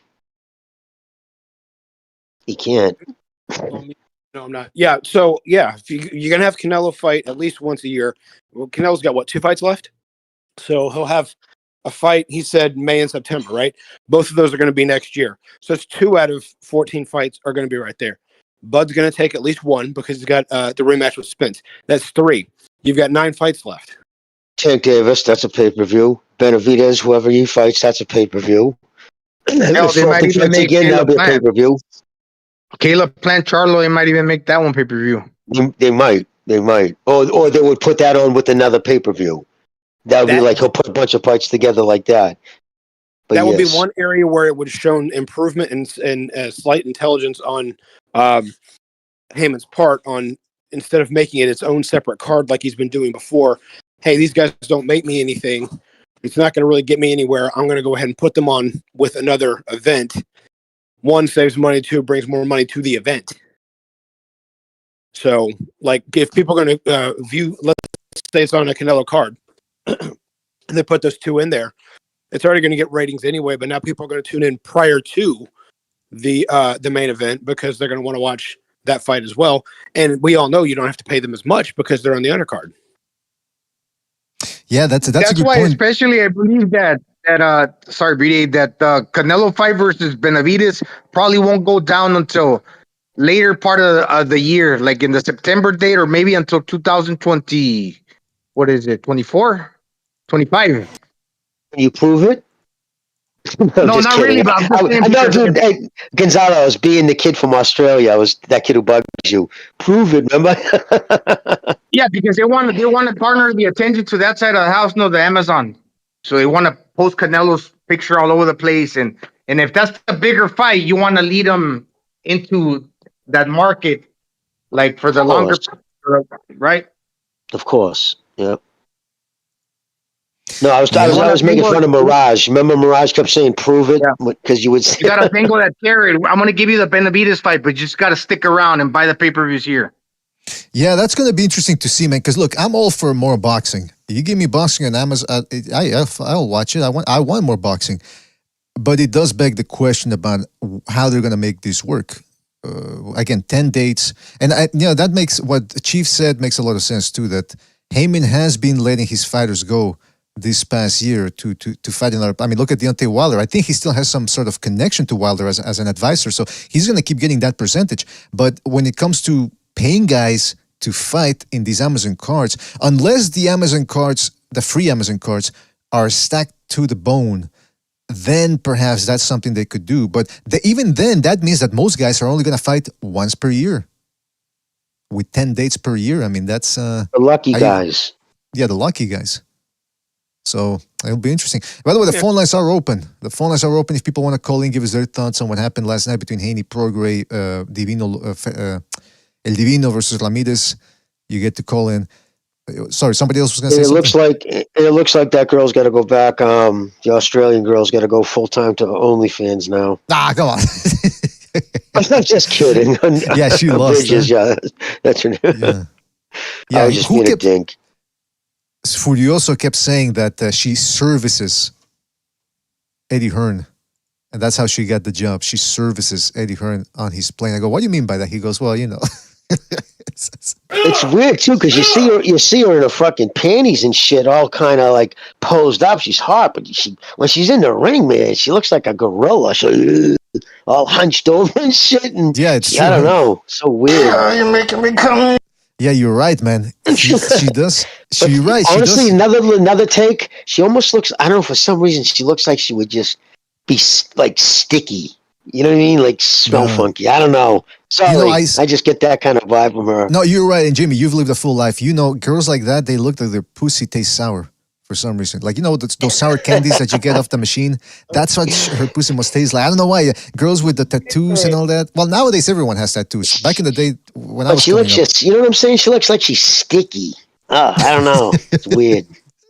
I mean, hey, to each his own, I guess. Yeah. Okay. So Andy Cruz, I missed the fight, but people say that did he win by stoppage or? Yeah, he won by stoppage. Referee stoppage. Okay. So, good. So he can get some stoppages. That's another guy. Andy Cruz. Look, Ramirez is a guy that beat Shakur Stevenson. So, okay, he beat that guy in the amateurs, but here in the professional ranks, he's already racked up 2 losses. Andy Cruz beat the other American hopeful in Keyshawn Davis. And now he's transitioning over to the professional ranks. And, you know, it's going to be interesting to see because they did match him up tough in his first or second professional fight. I forget which one, when he fought that Mexican dude, the long Mexican guy. I forget his name. But anyway, the point is that they matched him tough. He went 12 rounds or 10 rounds, I think, 10, 12 rounds. So he can actually, he can be proficient throughout 12 rounds. But, you know, what happened last night didn't do him. I don't think it does that much good to just beat up on a guy like that. And if indeed that's what occurred, because I didn't see the fight. And also, wasn't he supposed to fight Tanahara? What happened with that? The Tanahara, they had to replace him, obviously, right? Last minute. Did they ever say why? Or? Oh, yeah, that's right. I don't know, BDA. Yeah, the dude he fought, I think his name was Giovanni Strafon. He had 7 losses, and he's got KO like 4 times. But that's right. He was supposed to fight Tanahara. And they're fighting at what? Lightweight or junior welterweight?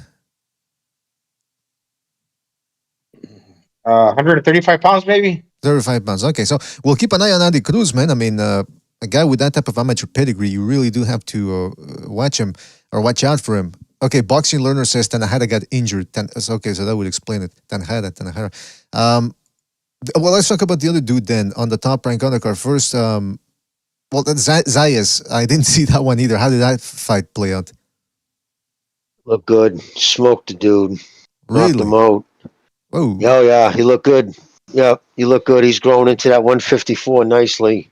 He's starting to get his man strength. You can see the power on his punches. Like, absolutely. I mean, he's been around since pretty much on top rank since he was 18. And now, what is he, like 21? He's getting up there, right? Or close to 21, I believe. I'm not mistaken. So you can see it every time out. He's going to, yeah, I didn't see anything I didn't like. There's been times recently he started trying to fucking fuck with that silly shell. Mm. You know, and I just don't like it. And so he got away from that. But yeah, no, he looked good. Still a very highly prospect. He looks like the heir apparent for 154, but you never know. We're talking about Xander? Yes. Okay, come on. Hold on. Calling guys by their first names. Come on, that's gotta stop, man. Xander, come on. Talk about Zayas. There you go. Anyway, needs to be lighter on his toes to bounce back and forth for angles when he's got guys against the ropes, so he's not right in front of him when they throw punches. And a guy of his caliber should have a trainer telling him that. It's not that it's going to really cost him, because this is a stage of boxing where people don't do that very much. But if he wants to be always in position to punch to where he's not going to get hit back, it's going to be more difficult to beat. Less flat-footed and more on his toes and bouncing back and forth like a young Mike Tyson, setting up combos against the ropes. It's the only thing I think he really needs to work on. His punch placement's good. He's able to punch around guys' guards pretty well. His body punching is obviously very good. Got some good power. Got good leverage on his shots. So just the finer things is going to make it harder for someone to beat him down the road, especially if he fights a finesse guy that likes to be against the ropes and counterpunch. If he uses those angles to where he, like when Teddy Atlas told Timothy Bradley, if you want to keep throwing the hook, go ahead, just don't throw it when you're right in front of him.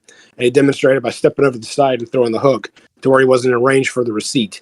Those are the kind of things we talk about. If his trainer starts to work on that with him, so when he's really ahead and the counterpuncher's looking to try to make a counterpunch and he's out of range or at the wrong angle because their feet are square, that's going to benefit him greatly. But again, that's not a weakness. It's just something they don't do as much as they used to in boxing.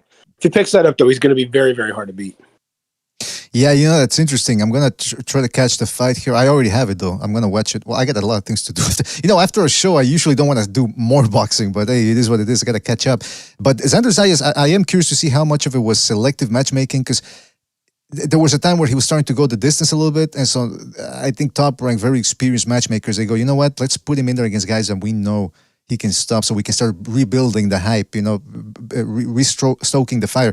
I don't know if that's the case, though. I'm just asking. So, but well, I would say to a certain extent, of course, that's true, especially if you have time and money invested in a fighter. But at the same token, Bob's not someone who's going to continue to dump money in. If he had a suspicion, he would actually put him in tough.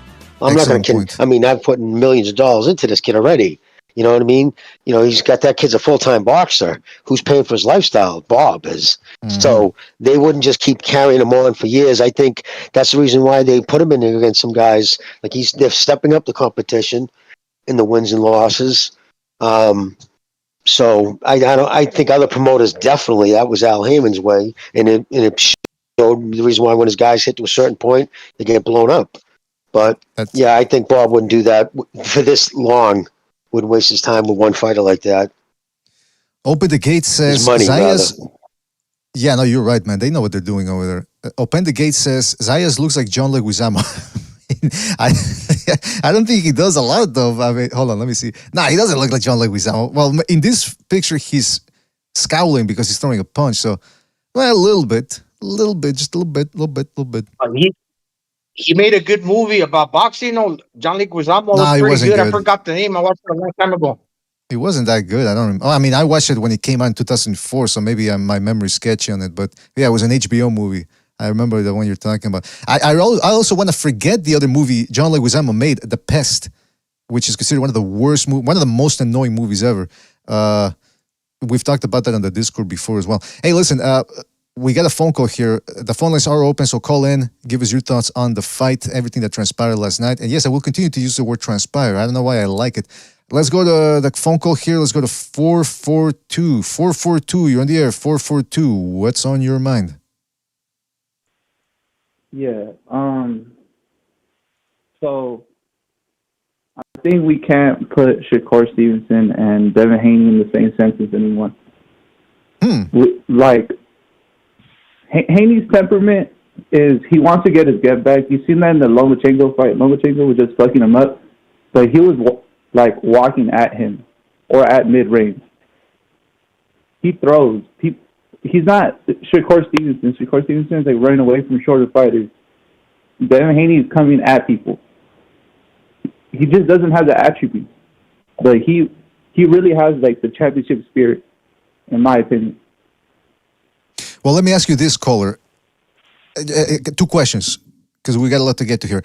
One, a year ago, when it was Shakur Stevenson mania, who would you have picked between him and Haney?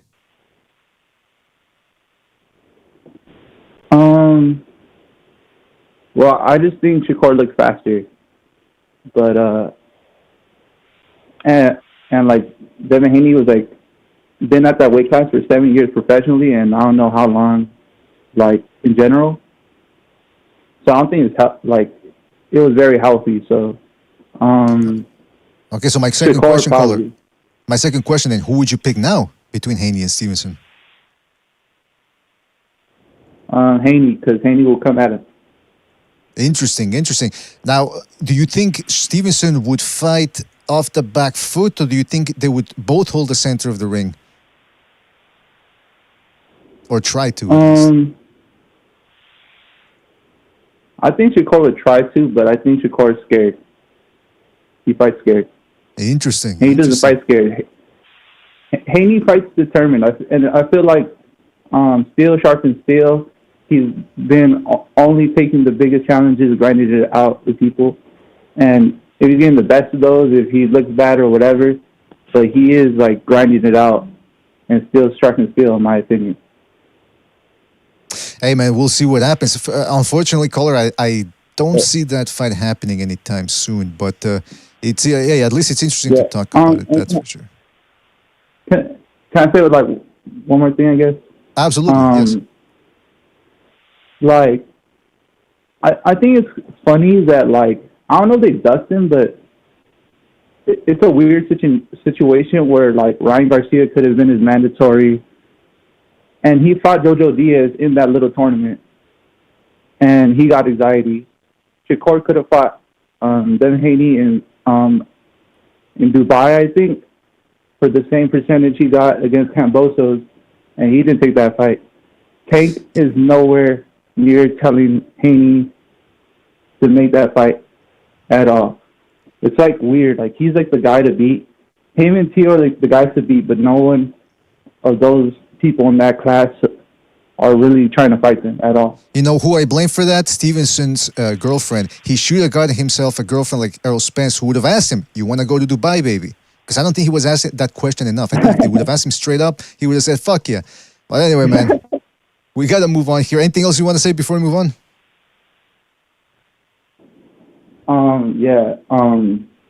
So I feel like Haney also listens to the fans. Like, people talk about how he's boring, how he's pillow fisted and everything, and he listens to the fans. He says he listens to the fans, and he's like, okay, I'm going to start dropping people. I'm going to start focusing on that. You seen that in the Cambosos fight. You seen that in the Lomachenko fight. It wasn't successful there. But he was like, all right, I'm going to start working on body shots with Lomachenko. So he listens to the fans. Like, he's not these people. He has a different temperament. And I think that needs to be addressed. Absolutely. Him and Teofimo Lopez are leading the charge when it comes to young, current, contemporary fighters. All right, listen, caller, good points. Call back next time, right, man? Take it easy out there. All right. All right. Don't forget to hit that like. And Jimmy, you know I asked you off the air, we got to still confer about that. If you could walk me through the whole Spence Crawford saga. I need you to walk me through the Shakur Stevenson, Devin Haney saga too, because I know you've talked about it, but with me, when it comes to the negotiations and all that, it's into one ear, out the other. So I really need to sit down and pay attention to what you're saying, because I want to see, because the caller here just said that Stevenson didn't want that fight. And I'm thinking, okay, but why though? There's always two sides to the story. Fellas, don't forget to hit that like, hit that like, hit that like. Really helps us out. Let's go to a phone call here. Let's go to 323. 323, you're on the air. 323, what's on your mind? Hey, what's going on, fellas? Man, the fight was it was exciting to be there last night. You know, there were a lot of boos during the Montana Love fight, and then that was a great stoppage right there. It just got exciting for one round. You know, as far as the Haney fight is concerned, I was just more impressed with the fact that he really had he was very laser focused, and his defense was on point. His footwork was on point. I gave Regis the first round, and that was about it. It was a very dominant performance. I thought Regis was going to do a lot better. His herky-jerky, awkward style, I thought was going to throw Haney off for a little bit. It only ended up deterring him for maybe one round. And then he just kept doing the same shit, like leaning in for that body shot, and he kept getting clipped. And I don't know, hey, there might be something to the weight, because I was surprised. I mean, Prograis has a chin. I've never, I've seen him hurt maybe one time during Josh Taylor's fight. He got a little stunned, and I thought that was a flash knockdown with Zorrito. But in this fight, he did look hurt maybe twice, and he looked visibly he looked shook twice, and he just had no answers. So yeah, it wasn't the most exciting fight, but I did enjoy the accuracy of Haney. I enjoyed the footwork. His shot selection was good. If he, maybe there's something to the weight if he sits down on those punches, because he's really not sitting down on some of those punches. But I'm not saying for sure. I mean, there's the guy's had a bad track record of knockouts. I've seen him sit down on his punches at 135 and really do nothing to a guy. I thought Jojo Diaz gave him a better fight. I thought Jorge Linares gave him a better fight, and in the end, I just expected more from Regis Prograis. That was a little disappointing with all the talk and this title, and this is it for him, really. I mean, unless he fights Rolly, I don't see him becoming a 3-time super lightweight champion unless he fights someone like that, because he's definitely not going to fight Subriel Matias one day, and I really don't see Haney fighting that guy either. As far as Haney and Shakur, I expect it to be like Shakur and De Los Santos. Like they're very standoffish. It'll just be, it'll be like the Parro and the Montana Love fight. They're just two left-handers that didn't know what to do with each other. It looked so. I've seen it in the gym 1,000 times. Like you put two guys that are left-handed, they don't know what the fuck to do. It's so awkward, and pity-patty shots, trying to get into the jab, not knowing how to land a punch. It's very hard to do because you're not used to you fighting a lefty. So I don't know. Overall, I mean, the atmosphere was pretty good at the Chase Center. People started leaving, before like at the 11th round. So people just started taking off. There were some boos and whatnot, but I was just glad to be there. It was pretty cool. I got great seats. Got to talk to Marcus Villegas about the stuff, and Sean from Fight Hype TV. Well, there you go. Everyone's feeling was the same. Good to hear that. Pretty much. Everyone was like, "Yeah, he's gonna get outboxed." Basically, we don't see a knockout coming because Haney can't knock an elite guy out. I was surprised he dropped him, but Well, it's good to hear that you had a good.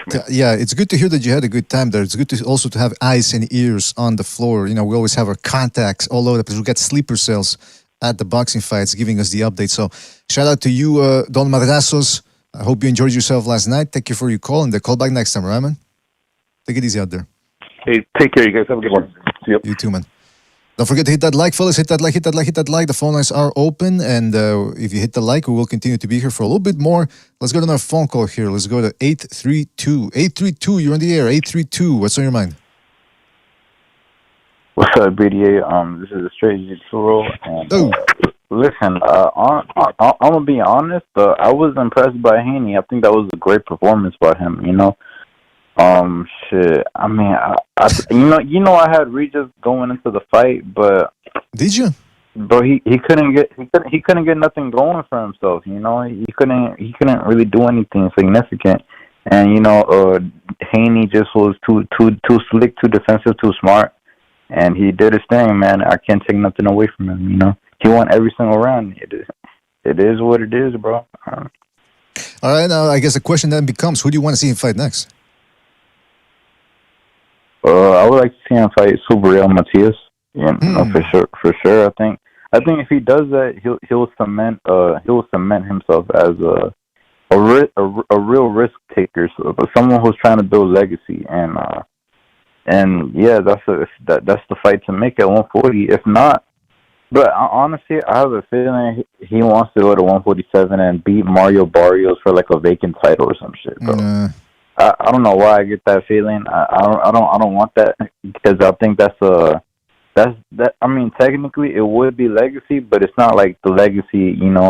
It's not. We all know what's the harder fight, Subriel Matias or Mario Barrios. Come on now. Well, I mean, I guess that depends on who you ask. We're gonna get back to that when we get back to the panel here, because I am curious to hear how they think that fight could go. Anything else you want to say there in the meantime, Regis, before we move on? Oh, before I move on, I want to say that Robisi Ramirez, I think he's going to get his revenge. I think he's going to get an immediate rematch, and I think he's going to beat the dude. And Andy Cruz, dude, I'm telling you, I think he's a really good fighter. I think he's a generational talent. He's a two-time gold medalist like Lomachenko, and I think his performance yesterday was so good. Like, he didn't even get touched at all. Like, literally, like, he did not get touched a single time, and he whooped that dude, man. He really put hands on. He hurt him, He has killer instinct, and that's great to see in a young prospect, So yeah. Yeah, I gotta that's all I had to say, fight. BDH. All right, Regis, thank you for your call. Call back next time, right, man? Take it easy out there. All right. All right, let's go to my phone call here. Let's go to 347. 347, you're on the air. 347, what's on your mind? Hey, what's up? And it's NPR. How you guys doing? Oh, NPR guy, what's up, man? I am NPR guy. That is true. So let's just something. A phone caller before the last one mentioned something about Haney and how he doesn't have the ability to throw a good right hand. That's because his thing is just keeping distance. So there's plenty of videos running around of that. He doesn't plant any weight on his back foot, and his right hand, his right leg used to come off the floor. So he doesn't generate any power off that right hand.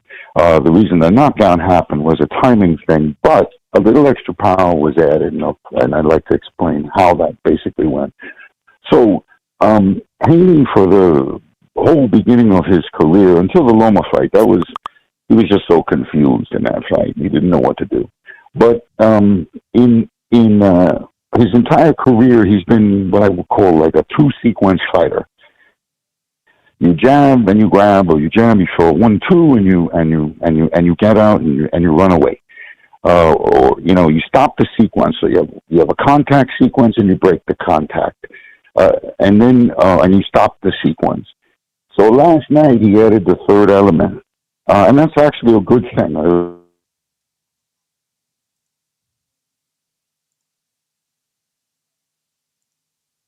Did we cut off here? Can you guys still hear him? Contact of any kind, and then contact again as Regis was recovering. And you'll see a lot of instances of that. So now he's layering elements in there to make but he's only going to look good if he has to make contact first. Now, it's a smart move to do, because in the judge's eyes, the person to initiate contact first and then keep initiating contact, if you just do the numbers, it's going to add up. Unfortunately, it's been very boring watching. But last night, for the first time, he's able to throw a 1-2 or a jab or something, take half a step back. He used to leap way too far back to do a reset and then be because he was only taking half a step back, he's able now to generate a little more power as the guy comes forward. So he's throwing his right when the opportunity presents itself as the guy is coming forward, but never really as an effective punch where he's trying to initiate. Anyway, so that's about it. I think that as far as the Subrio-Matias matchup, I think in general, Haney has the higher potential rate because as long as he keeps adding elements to his game, Subrio-Matias, I think you're looking at pretty much a finished product. I don't think he's going to be able to add elements to his game. I think he's just this come-forward dude. Jared Hurd, we've seen them before. We know they're not going to last long. They're going to get pounded on. I don't know that Haney has enough to keep him off. I think it's a more exciting fight, but does Subrio-Matias have the athleticism to go that many rounds and chase a guy who really moves well now and is committing a little bit more to his punches by not taking a whole step back like Shakur. That's what we're seeing. We're just seeing, I barely touched the guy, and then I'm the hell out of there. It's so boring, and Haney was doing that for we forever. shall see, man. That's an interesting So what breakdown. do you think about the Matias matchup? I want to hear what you think. The Matias matchup? Well, I'll tell you what, NPR, I'm gonna move on here from the call, hang up, so you'll get to hear the answer off the air, right, man? All right, later. All right, take it easy, NPR. Thank you for your call, man. Yeah, so guys, that's an interesting question. That's another fight that's coming up in here. Matias versus Haney. How would you guys see that fight? That's the style, BD. That's the style. Because Matias throws 80 to 100 punches per round. And would he have the athleticism? In my opinion, if he starts beating the fight out of Haney, where Haney is not 100% by the fourth or fifth round, yeah, he's going to be less of a fighter. So obviously, that's going to give Subrio Matias an opportunity to go neck and neck as far as stamina wise, because not only does he got heavy hands and he throws a lot of punches, he doesn't commit with the punches with 100% power, meaning that he can throw half-hearted punches and still keep on throwing without losing his balance and entirely committing to those punches. So he's not going to get tired because he's loading up all the time. He's just basically letting go and working from less to more. Yeah, that's an interesting breakdown, man. And then may I also add the fact that there's a guard there for Matias. But you know what, though? Earl Stevens brought up a good point yesterday, too, though. He says, we haven't really seen Matias against this type of style before. So it would be good and incumbent upon Matias and his team to maybe get a fight against a guy who fights similar to Haney. A great litmus test would be Zorrilla, the same guy who highlighted Prograis' deficiencies.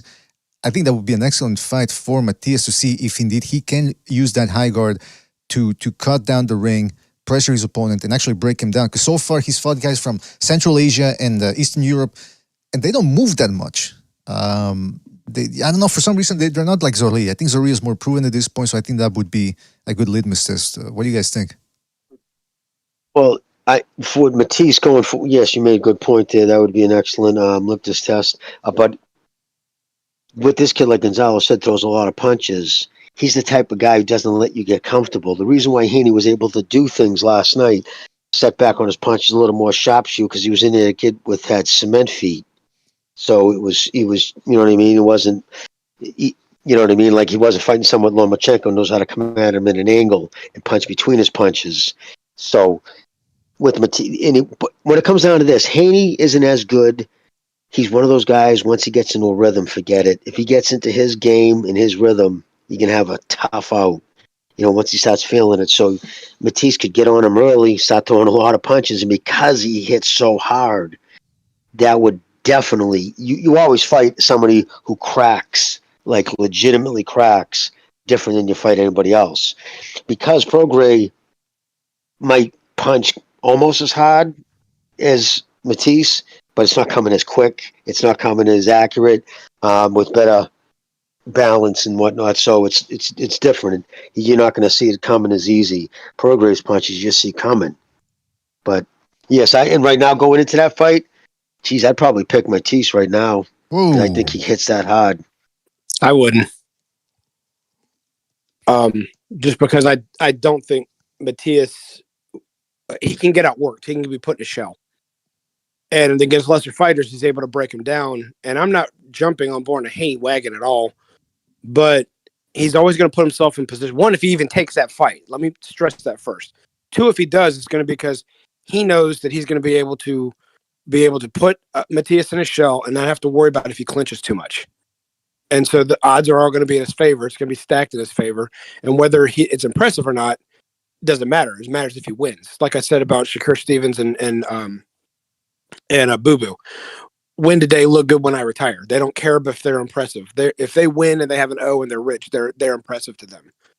So I don't pick Matthias being able the fact that he doesn't open up enough to be able to beat someone like Haney, because you have to be busy against Haney, and Matthias isn't busy enough.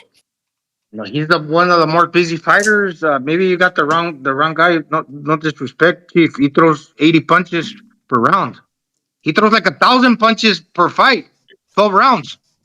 And he trains he throws a lot. in Mexico, 5,000 feet elevation. The dude stopped 5 dudes in a row, like 9 dudes total, like on retire under stool. He throws a lot of punches. You know what I want to see? Was that? I'm sorry, I didn't mean to talk over BDA. I started talking, it all went quiet, and then I didn't hear anything. I had to log off and log back in. So yeah, but go ahead. Oh, well, I was Jimmy.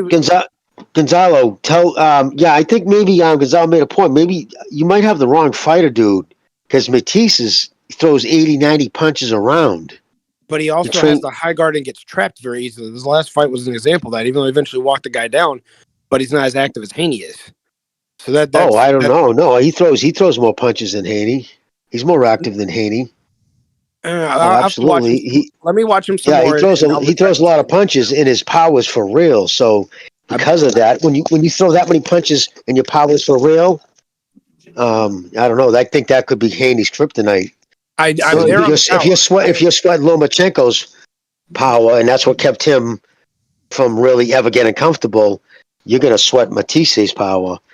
But could he sneak him in? Yeah, I know. I'm not trying to preach to you. I'm just saying maybe you have the wrong fighter, because the activity thing kind of throws me off, because he's a very active fighter. But those people getting high guards get trapped in shells against active fighters, regardless of how active they are against lesser opponents. And again, I'm not on a Haney bandwagon yet. Of like, he didn't win me over with this situation, because I've said on this air that Prograis is a hot and cold fighter. He's inconsistent, and so to lose this fight one-sidedly is not a surprise to me at all.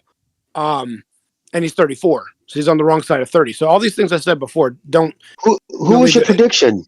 Did you predict Haney, right? Did you make Haney? I did. I don't know if I made an official one with us, but okay, all right. Other chat rooms I was predicting Haney to win in other chats. So I don't know if I made it with us or not. But back to the point. I've seen what little bit I've seen of Matthias, and I am going to say that I haven't seen enough of him, and you guys are probably right. So I will go back and reevaluate. I have seen him in situations where opponents, especially his last fight, his opponent started off keeping him in a shell by just constantly punching him, and he was walking through him, and eventually he started to take off with becoming more aggressive. But the fighter he's fighting isn't Devin Haney, and egos sometimes dictate how successful a fighter is. Haney's got a bigger ego than the guy that Matthias just beat. So that's going to play a toll in him putting that punch output, knowing what he has to do to win, even if it's not pretty. And that's the reason why I would pick Haney over Matthias at this moment. And I hope I'm wrong. I really don't like Haney, but I got to evaluate the way I see it. And I just see the fact that Matthias might actually be able to be put into a shell by just constant tap by Haney. Well, you know what I understand here. I can see what. Well, go ahead, Neversource. Go ahead. Oh, I was gonna say that I think what Boxing Chief is seeing is that Matthias is kind of a slow starter. He warms up as he keeps going.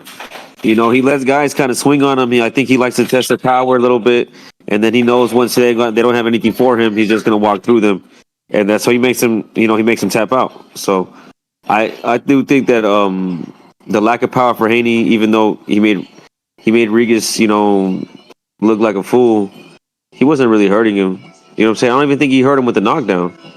But yeah, my bad. I just want to say that I just think Matias is kind of a slow. He warms up, he heats up as the fight goes on. That's all I was trying to say. Yeah, I think you put that in a better way than I did. The slow start could put him. He's right now. If they fight right now, he's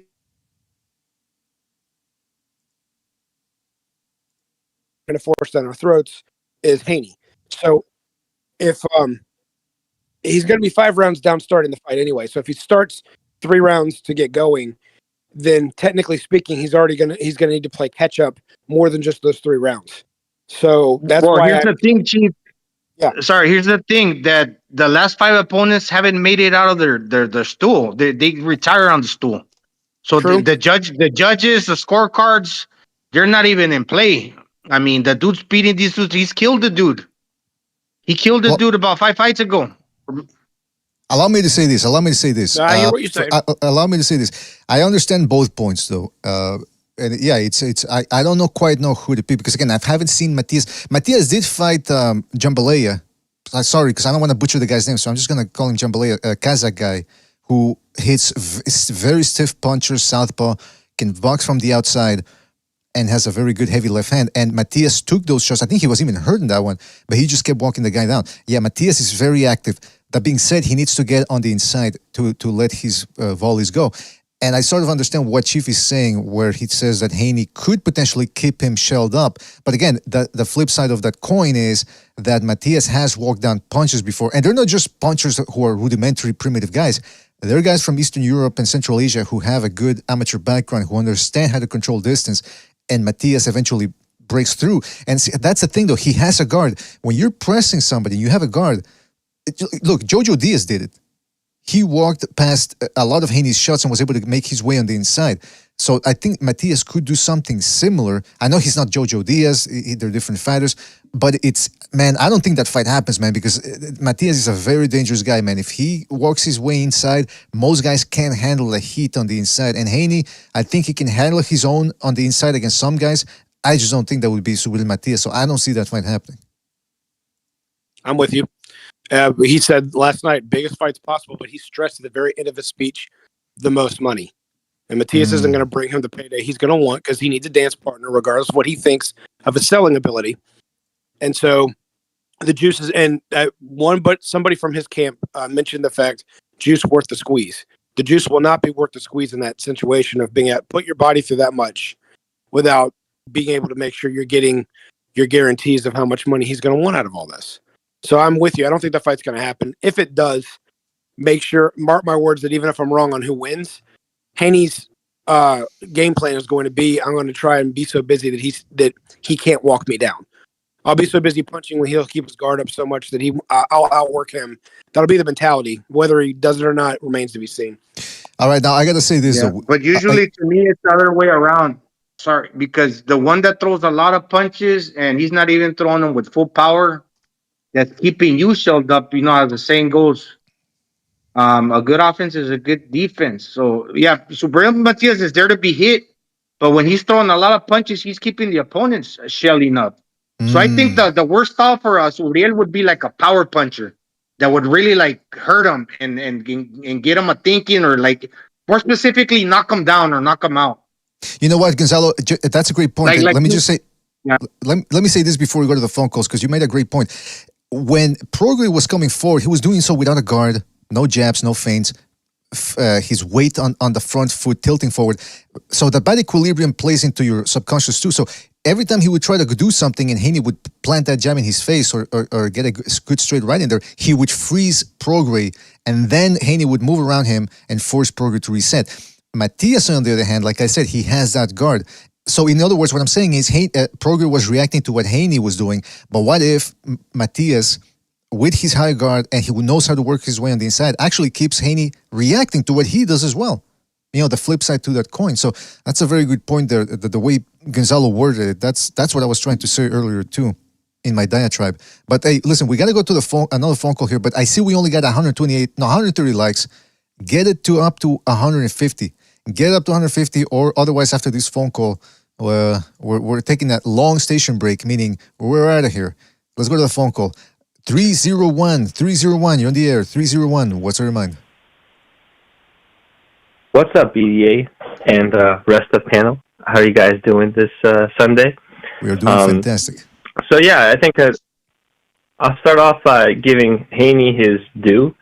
He was definitely more entertaining than he had been thus far, and the angle changes and the control of range was pretty impressive. But the opponent may have been due to age, but I noticed Prograis doing so many just basically wrong things, and I think I was listening to Boxing Gems a bit, and they were pointing out the same stuff.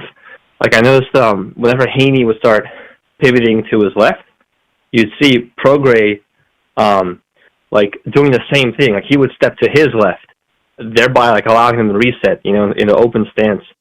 And you just wonder, like, how is he like a 10-year pro, and he still hasn't been able to do like the very basic maneuver of cutting off the ring, because he's a southpaw, right? It's not like he's fighting mostly southpaws in his career. Although I guess he has fought a lot of southpaws, but in general, you would think he's more used to this kind of orthodox matchup. And he just looked very lost in there. But yeah, I mean, Haney, I certainly sat down his punches more. He's around 25, right? So I do expect that his level of strength is about as high as we'll see for the rest of his career. And so that knockdown seemed more like he caught him right when Prograis' left foot was up. So it's more of a kind of a flash thing. Obviously, he has enough respectable power, but I think it's the speed, really, that keeps people off of him. But my reservations still stand with him, because I saw about round 8, he started to fall back to some of his older habits, kind of running a bit more and holding. And whereas he started off a bit on the front foot, and we saw this pattern with Ramirez and with Loma, he would start off on the front foot a bit, moving forward up to round 6. In this fight, he went back on his back foot, mostly just conceding to move back. And so those are the kind of things that worry you when he'd fight someone who has more activity, like you mentioned, Matias. I think in that matchup, it's very poor for Haney, like you guys have mentioned, because Matias has that has an active guard. It isn't just a high guard. He does some very subtle things with blocking punches on his way in. And of course, the guy is also just a machine. He can just, he's taking shots from really much harder punchers. I mean, with a guy like him, he is a 31, I think, so any day you'd expect his chin to finally break because of the amount of damage he's taken, but I think he still has a few more good years. I personally would prefer to see him versus Teofimo, because I think one of the ways Haney would approach that fight is just, running and holding. I can't imagine him, trying to stand his ground with Matias. I don't think it would make for the most exciting matchup unless he, broke him down very quickly. But yeah, I think moving forward, well, I mean, just to put Haney in perspective, I think he does deserve to be in the pound for pound list now, somewhere near the bottom, like around 87. Although I think actually, I think about the ranking guys beyond 5 doesn't seem to work very well. I feel like you have like 5 standout guys in the sport who you can really see are dynamic and can do almost everything, and can beat almost anyone any night. And then you have guys who are just, have shown to be talented, but you can't really rank them in the upper echelon. So I think Haney is there, along with I don't know who else is down there. Stevenson, I guess, those kind of guys. Yeah, that's a good point, man. We'll see what happens with that. Hopefully they make the big fights happen down there, but something tells me, unfortunately, that we're not going to see any of these big fights come to fruition. Yeah, right, listen. For sure. And I also think that Haney, he looked better at 140, but I imagine within a year he'll be bursting at the seams again at that weight class because the size difference looked huge, and he will put on more muscle as he gets into his later 20s. And the conditioning and the power will always be a concern for him moving up to like 147, where the guys are really big. You know, it's like everyone's about 160 and up on fight night. There you go, man. All right, man. Irish Andrew Ward, thank you for your call. Call back next time, right, man? Take it easy out there. All right, y'all have a good day. Later, Irish. You too, man. Hey, I'm looking at the likes here, and we haven't gone to 150. So I'm going to take one more phone call here, and then after that, we're wrapping it up. I'm going to wrap you up. How about that? Let's go to the phone call here. Let's go to the phone lines. 510, you in the air. 510. What's on your mind? Hey, what's up, Jimmy? What's up, Boxing Chief? What's up, BDA?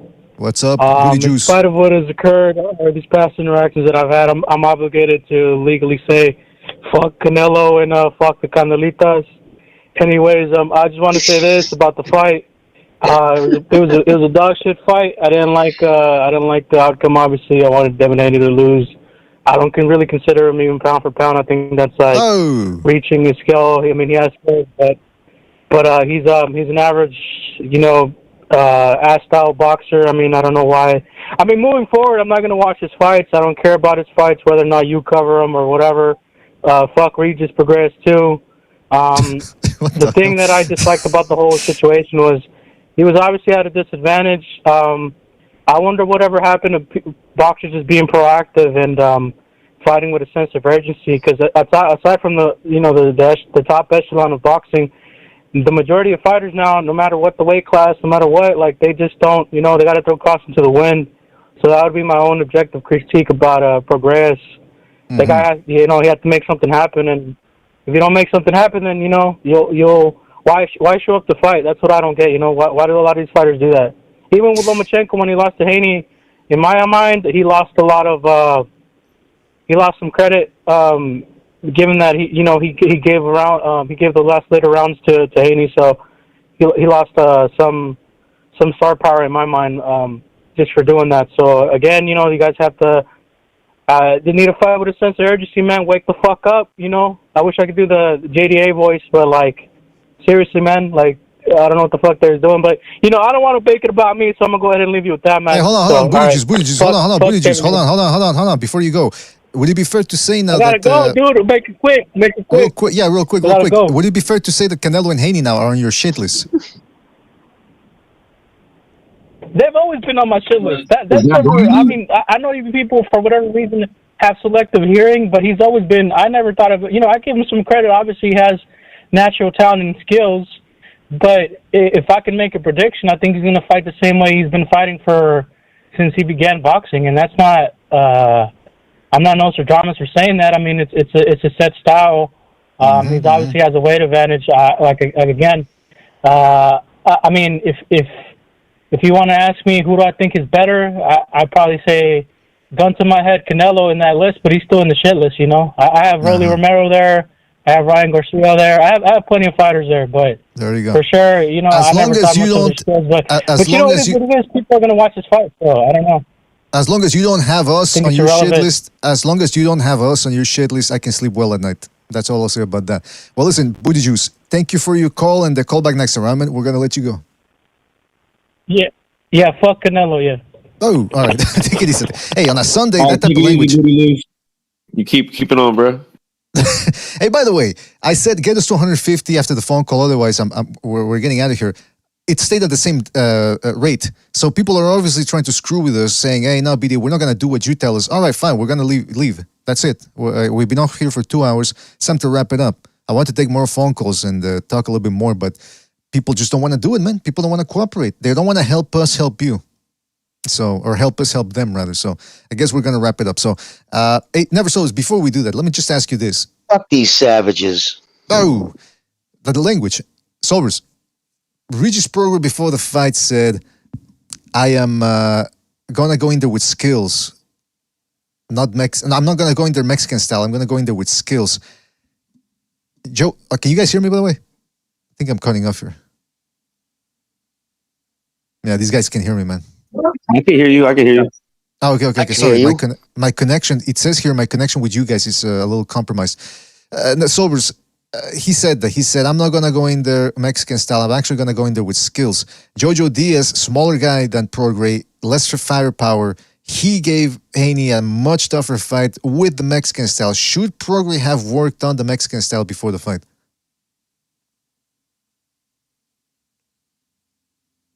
Prograis looked like a Mexican in there, but he just looked like a Mexican with 2 left feet. Oh. And if he wanted to talk shit about Mexican style, he should have took a page from Espinoza, who fought on the top rank card, and he upset Ramirez. He fought like a Mexican, and he took out, a very highly qualified 2-time gold medalist. You know what I mean? So he showed a perfect example of how the Mexican style is world class. And I don't know what Rougarou was doing. He was Rougarou it. He was Rougarou style. I don't know what the fuck that was, right? So, I mean, he fought like a wolf with rabies. Just no real intelligence or planning there. And I got to tell you, I said it during the most shocking moments of 2021 segment that trash talking is an investment. You can put a lot into the investment, and if it doesn't work out, it blows back on your face. But if it does work out, you get a lot of returns, a lot of dividends. Prograis made a lot of statements before this fight. He said he was going to beat up Haney. He was gonna make it brutal. It was gonna be a sensational performance. I'm gonna beat him down, he said. And then he goes in there and he can't even cut the ring off. He's flailing at the wind like he did in Zorrilla. I just thought it was a bad look, man. And you know what? Before the fight, we brought up the subject about how Andrade is another dude that was talking a lot about how nobody wants to fight me. He was crying about it. He was saying that just give me one chance and I'll prove it to you. And he goes in there against Benavidez, gets beat up for 2 rounds after the 4th round. And then all of a sudden he says, you know what? I'm calling it quits. He's 35 years old, gets the chance of his life on pay-per-view, and he gets the hell out of there. And I said, I don't want to see the same thing from Prograis, who's also about to be 35. He's been looking for this big shot. He's on pay-per-view now. There's a big, sizable crowd. Make it happen. And he didn't. Guys, does that also take him down a notch in your eyes? Take him down a notch? That motherfucker's in the basement. Fuck out of here, dude. Gatekeeper status. I'm kidding. Seriously? I don't want to see him fight again, dude. You had your run. It was conducive on your youth and your athletic speed. You never took time to learn the fundamentals. I mean, he looked horrible last night. That was an exposure. I mean, seriously. Yeah, no, tuck a notch. I mean, to jump on your statement, but yeah, no. Fucking, you're out of here. Yeah, and man, another thing, I don't like how they're acting like I'm seeing certain people on Facebook saying, "Oh, Haney just beat the best 140-pound champion," and Regis wasn't the best guy. It was still it was still Taylor when after they fought, they acted like after Taylor had that bad performance against Catterall, he still wasn't the top guy at the division. It was Regis after that, and I don't know why, because he beat Zepeda. And that was a decent win, but you know what I mean. It went from transfer from Taylor to Lopez. Hey, so, Teofimo Lopez, and it's still between Lopez and Matias. You know what I mean? I wouldn't have put Regis at the top. You know what I mean? Teofimo Lopez didn't have to fight Lomachenko back in 2020. He wanted that fight. He didn't have, and he doesn't have to fight Matias, and yet he's actually sending him. He's not just calling him out on Twitter so that his fans think, "Oh, hey, he's calling the guy out." No, he's actually made the formal what's it called? He went to the proper channels to make him an offer. So this guy wants to fight. So yeah, man. I mean, Teofimo Lopez is a guy that is being besmirched here, and I'm not even a fan of his personality or his character, but it's undeniable that he wants to make the big fight. So yeah, I understand where this whole thing came from about how he just beat the best. Well, Chris Mannix said it from the zone. Like Chris Mannix, I think Al Bernstein picked Prograis as the number 140. A lot of pundits who get a lot of shit wrong did, and I think a lot of people listen to them because they have a blue check next to their name or something. I don't know. Right. I was gonna say, Teofimo promised. What the fuck am I talking about? Freaking Prograis said he promised to come in and deliver a fight, right? Not just to box. And he lacked the aggression. And to me, I know what you guys said, and I know he said it too, that he wasn't hurt. I think he was hurt, man, or he was like bothered. Because if you weren't hurt or bothered, why didn't you go for the kill? What kept you from doing that? He was absolutely hurt. Yeah, Jimmy called it. It was an uppercut early on, right uppercut. Yep. Took it on the chin. In the second round. You can fight like Canelo fought a huge puncher in Golovkin. In the rematch, he was able to stand his ground because he actually has a good defense and good mechanics and strength to do that. I think Regis Prograis had the strength. Obviously, he had the power and the speed, but he didn't have the mechanics. Bad footwork, awful guard, no jabs, no right hooks or uppercuts. This was this was a very simple fight to call. I don't, people just went with the power. Well, he's gonna knock him out, and I kept asking people, what happens if he doesn't knock him out? What then? What's Plan B? No, he's gonna drop him a bunch of times. Okay, I mean, I understand that. Maybe it could have happened. I did give Prograis a shot, but just Haney is much better than Prograis, and Prograis, like as we saw against Zorrilla, just doesn't do well with that type of style. The other thing that I wanted to mention here is that. I want to give a big shout out. Excuse me. Yeah, I forgot. A big shout out to Lalo Soto 13 Gaming. Excuse me, who just re-upped his membership program, and he said, "Hold on a second. What did he say?" He said, "Hit the like, hit the like. Ramirez versus Espinoza was a better fight than the Haney fight. Prograis should have taken a page from Espinoza. LOL. I mean, hey, Espinoza showed you Mexican style right there. How you close against like an Olympic gold medalist who can crack." On the counter, and he took his best shots. He got dropped, got up, weathered the storm, and actually put it on Ramirez to the point where he was actually having Ramirez almost out. He dropped him in the last round and almost had him out. So, yeah, man. I mean, it was a tale of two fights last night. A tale of two fights, different approaches on how to go out there and beat a certain style. So we got to give a big old shout out to Espinoza El Divino, who gave us a divine performance last night. And they're talking about a rematch, by the way. Ramirez said that, I thought it was a good fight. Yeah, he did sort of take it to me late. But there's going to be a rematch now, apparently. I think there's a rematch clause. Or he wants a rematch, rather. So, we already saw Ramirez avenge one loss.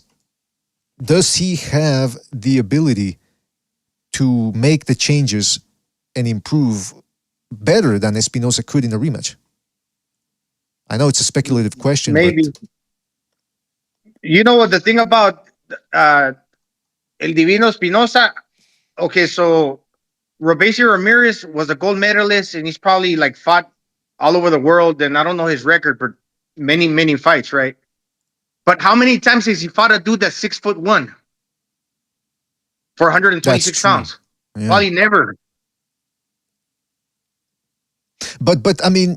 He did fight that Japanese guy. Remember that? That guy had a bad style, a bad lack of technique. He just put his hands up, stood in front of Ramirez, and Ramirez said, "All right, I'm gonna use you like a punching bag." Whereas Divino, if you compare the performances, he was coming forward, actually had a good active guard, so that the punches would float off of him or bounce off of him. And then his punch selection, he was mixing it up. He wasn't just barging forward trying to hit whatever he could. He was actually putting some deception behind his offense, feinting, throwaway shots. Timothy Bradley said that too. He said he's shooting these little shots before he launches the big ones, and they pay dividends. Yeah, and probably the most deceptive punch in a fighter's arsenal is going to be the uppercuts, and he throws those because once again his height, he gets a lot of leverage on those, and they're short. They come from underneath it, and if you're not paying attention, you're getting clipped. That's right. That's right. By the way, you said after the fight, Espinoza claimed that he was fighting on a fractured foot. Now, what does that mean, a fractured leg or foot? Because I remember Teofimo Lopez would say, "Oh, I fought with a broken toe against Teofimo Lopez," and broken means it conjures images of the toe hanging off, the foot from a slight piece of skin or something. It could just be a hairline fracture. And that's what they call broken. So what exactly happened with Espinoza? Did he go into detail about it? Or? Well, Espinoza said broken in Spanish. He said con un pie quebrado o roto, he said. But when translated into English, Bernardo Zuna said fractured. I guess we'll have to see exactly what. I find it hard to believe that somebody could fight with a actual broken, because I mean, one thing is a foot. You can still even with a fractured toe, you can still move around, throw a punch. It's gonna hurt, but it's gonna sting, but it's not a debility. Whereas if you're fighting with a broken leg or a knee or something, yeah, that you can't move, you can't punch, you can't do anything. So it'll be interesting to see what exactly happened there with that one. Also, Remember what happened to Gamboa when he faced? Who did he face? Tank Davis or was it Devin Haney? Yeah. Or was that just a sole of his shoe that came undone? Something like that. I can't remember. No, I think he did have a torn knee or some sort of knee problem. That's what really. He was a Long John Silver in there. I mean, it was a pirate. Might as well have been walking on a wooden leg. But hey, Torres too fought. Jose Benavidez, no. Jose Benavidez Like Jr. who? Oh yeah, Jose Benavidez Jr. Yeah, that's another dude. He's a bullet in that on that leg. Torres fought on the ESPN undercard too, heavyweight, and he stopped the guy. He poured it on late, and were able to get a stoppage. But it seems now we're starting to see some of his limitations too. I mean, he's an action fighter, high octane fighter. I like it, but it seems like he will have a problem against the taller guys because he was jumping in, smothering himself a little bit, and allowing the fat dude to tie him up. Well, what did you guys think of Torres' performance? The other guy weighed a lot, like 50 pounds more. So that was like a big blob. Yeah, in order to knock out those big dudes, that's just too much. That's a lot of mass. You got to hit them just right. So he's got challenges. He's got challenges being the smaller guy moving forward. Yeah, Jimmy, what talking happened? About Richard Torres? Richard Torres, yeah, the porn star, the guy who looks like a porn star. The porn star with that mustache. What's that? He ended up losing? No. He won, and he poured it on late, and he was putting a beating on the guy, but there were some limitations because he's a shorter guy, or he's on the short end of heavyweight, 6 feet 1 inch tall, which is amazingly short now for the heavyweight division, where you got guys that are 6 feet 5 inches tall or more. But he kept coming forward, but at some point his attack got a little repetitive, and like I said, he would jump in, and he would allow his opponent to tie him up and smother the he crowds himself. He has terrible distance. He gets overexcited. I'm hoping that's going to correct itself when he gets more fights under his belt. But he has a tendency to get excited when he gets somebody hurt. He just flails in, and he ends up going in too close. Again, I always tout that anyway, but you want to see somebody when he gets you hurt, like when he had Fulton in the corner after he come up off the canvas, he went to throw a right and he stopped. This is during the finish combination. Went to throw the right halfway and then pulled it back and then threw a left because he saw the opening close. And then he stepped back a half a step and then started throwing again. Like he does it all the time. He's very conscious of don't cloud yourself. You get in too close, and you see Torres do that a lot. He just comes in mauling, and the dude just reaches out and grabs him. You nailed it, Jimmy. That's exactly what I'm picturing in my mind now that you're talking. That's what I saw too. Maybe they should can be corrected with time. Should put him in there with Charles Martin, because Charles Martin will move around the ring, throw very little shots, but make it frustrating. And he's a tall guy, so it would be interesting to see what Torres can do to him. I think maybe Torres could catch him with something, because Martin, you can set him up with a punch. But again, what you saw against Jared Anderson actually did better against Martin when he was counter-punching. But then he was trying to go at Martin too much, and Martin would just keep him turning. So, I mean, we'll see what happens with Torres. They really do need to keep him. He's staying active, but they need to make, last night actually was a step up, but it needs to be more consistent, because he's been fighting guys that just, they can't stand up to his firepower. And last night, a guy finally was able to make him go a couple of rounds. So we'll see, man. He needs to fight good guys to keep improving. That's for sure. I tell you what's not improving. The likes. We only went up 3 likes since I told people to get to 150. So we've been out here for 2 hours, more than 2 hours, and we talked about all the major fights. I went in like. Well, there you go. So we're gonna wrap it up here. It's been over 2 hours. So we will be back during the week, because the year ain't over, fellas. No sorry, Bob. We still got some fantastic fights, and I believe this Saturday it's the much anticipated, at least for me, Bam Rodriguez versus Sonny Edwards fight. My goodness gracious, I don't know who to pick in that one, fellas. I really don't. No, yes, you do. No, I'm not. I don't. I'm telling you, it's a 50-50 fight. I'll break it down more we'll break it down rather as the fight gets closer here. But let's not forget, the face of boxing, Jake Paul, is fighting on Friday, and I think it's at the DAZN pay-per-view, believe it or not. So I mean, whatever, man. Yeah. Zandor Martin also fights on Saturday via ESPN Plus from Italy, taking on Mohamed El Marcucci. In case you don't get enough sleep the night before. Come on. It'll help you have a nice rough. Yeah, there you go, man. Also, that Saturday, it's again, you got Bam Rodriguez. Akhmadaliev is fighting as well in that one. His return after losing to Tapales. David Morrell on Showtime, the final card ever from Showtime Boxing. David Morrell versus Sena Agbeko. Agbeko's a decent fighter. I think he's probably going to give him some rounds. You got Chris Colbert versus Jose Rayo Valenzuela, the rematch. That's going to be an interesting one as well. And then the week after, we get the mega card from Saudi Arabia. Anthony Joshua Wallin, Wilder Parker, Dubois, Jerome Baby Miller, The Walking Pharmacy. I mean, and then, of course, later on that week, the final big card of the year, Naoya Inoue looks to cement his position as the best super bantamweight in the world. Well, I mean, he already is, but he just wants to make it official with that extra belt against Marlon Tapales. So, fellas, and it becomes unified. Yeah. It'll be his third weight class, right? The fourth. Yeah, wow. Hey, wait a minute. Okay, now we got to 150 likes. Right as I said, we're gonna leave now. So we'll stay on for a little bit more. The phone lines are still open, by the way, in case anybody wants to call in, give us their thoughts on Haney, where he goes from here. If you want to, Rafael Espinosa is getting no love though. I mean, this dude is catch that fight if you missed it last night. Probably the fight. Now I gotta ask you guys though. I was having this conversation with Joe, and I said that Teofimo Lopez upset Josh Taylor because he was the underdog going in. But I don't think he was as wide an underdog as Espinosa was going into the fight against Ramirez. So, for all intents and purposes, is that the upset of the year, or would you give it to Tapales versus Akhmadaliev, which I believe was this year, unless I'm mistaken? It basically is because Espinosa was unknown. Nobody knew about him. That's the only reason. Not that he wasn't good. It's just there was no real evidence from him fighting in the United States.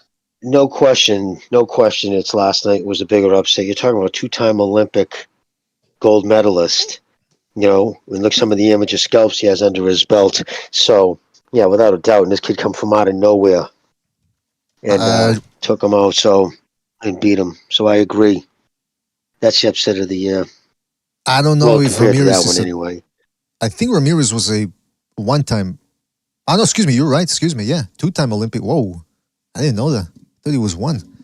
But you're okay. Yeah. So you guys. That's why he was so highly touted by Top Rank. I mean, it seems like now it's too. I mean, I think he can come back from that loss. But he would have to really... I'm telling you right now, he didn't take him serious. I guarantee you, he just didn't take him serious because he saw 15-1, you know. And when you're in Cuba, you're like a god when you're an Olympic gold medalist. If you still live in Cuba, I mean, that's like, especially when Castro was still alive, boxing was his thing. You were treated well. And so, yeah, I'm sure they come over here, dude, and everybody comes from... including kids from Russia when it was so common, came here to play hockey, and they all blew up in weight because they never had McDonald's and fucking Reese's peanut butter cups. They couldn't stop eating it, and they just didn't. Yeah, so there's a lot of things. There's a lot of things that go into that, but I think what's going to happen. I think if you would have run that back, it's going to. In fact, I would bet money on it. I'd be pretty positive that he would beat him. He would take his belt back because he's that talented. I just don't think he was prepared properly. Well, I'll tell you what. And I'm not taking anything away from that kid. I already gave that kid plenty of props. He's the world champion and deserves it. Yeah, but I don't think Ramirez showed his best last night.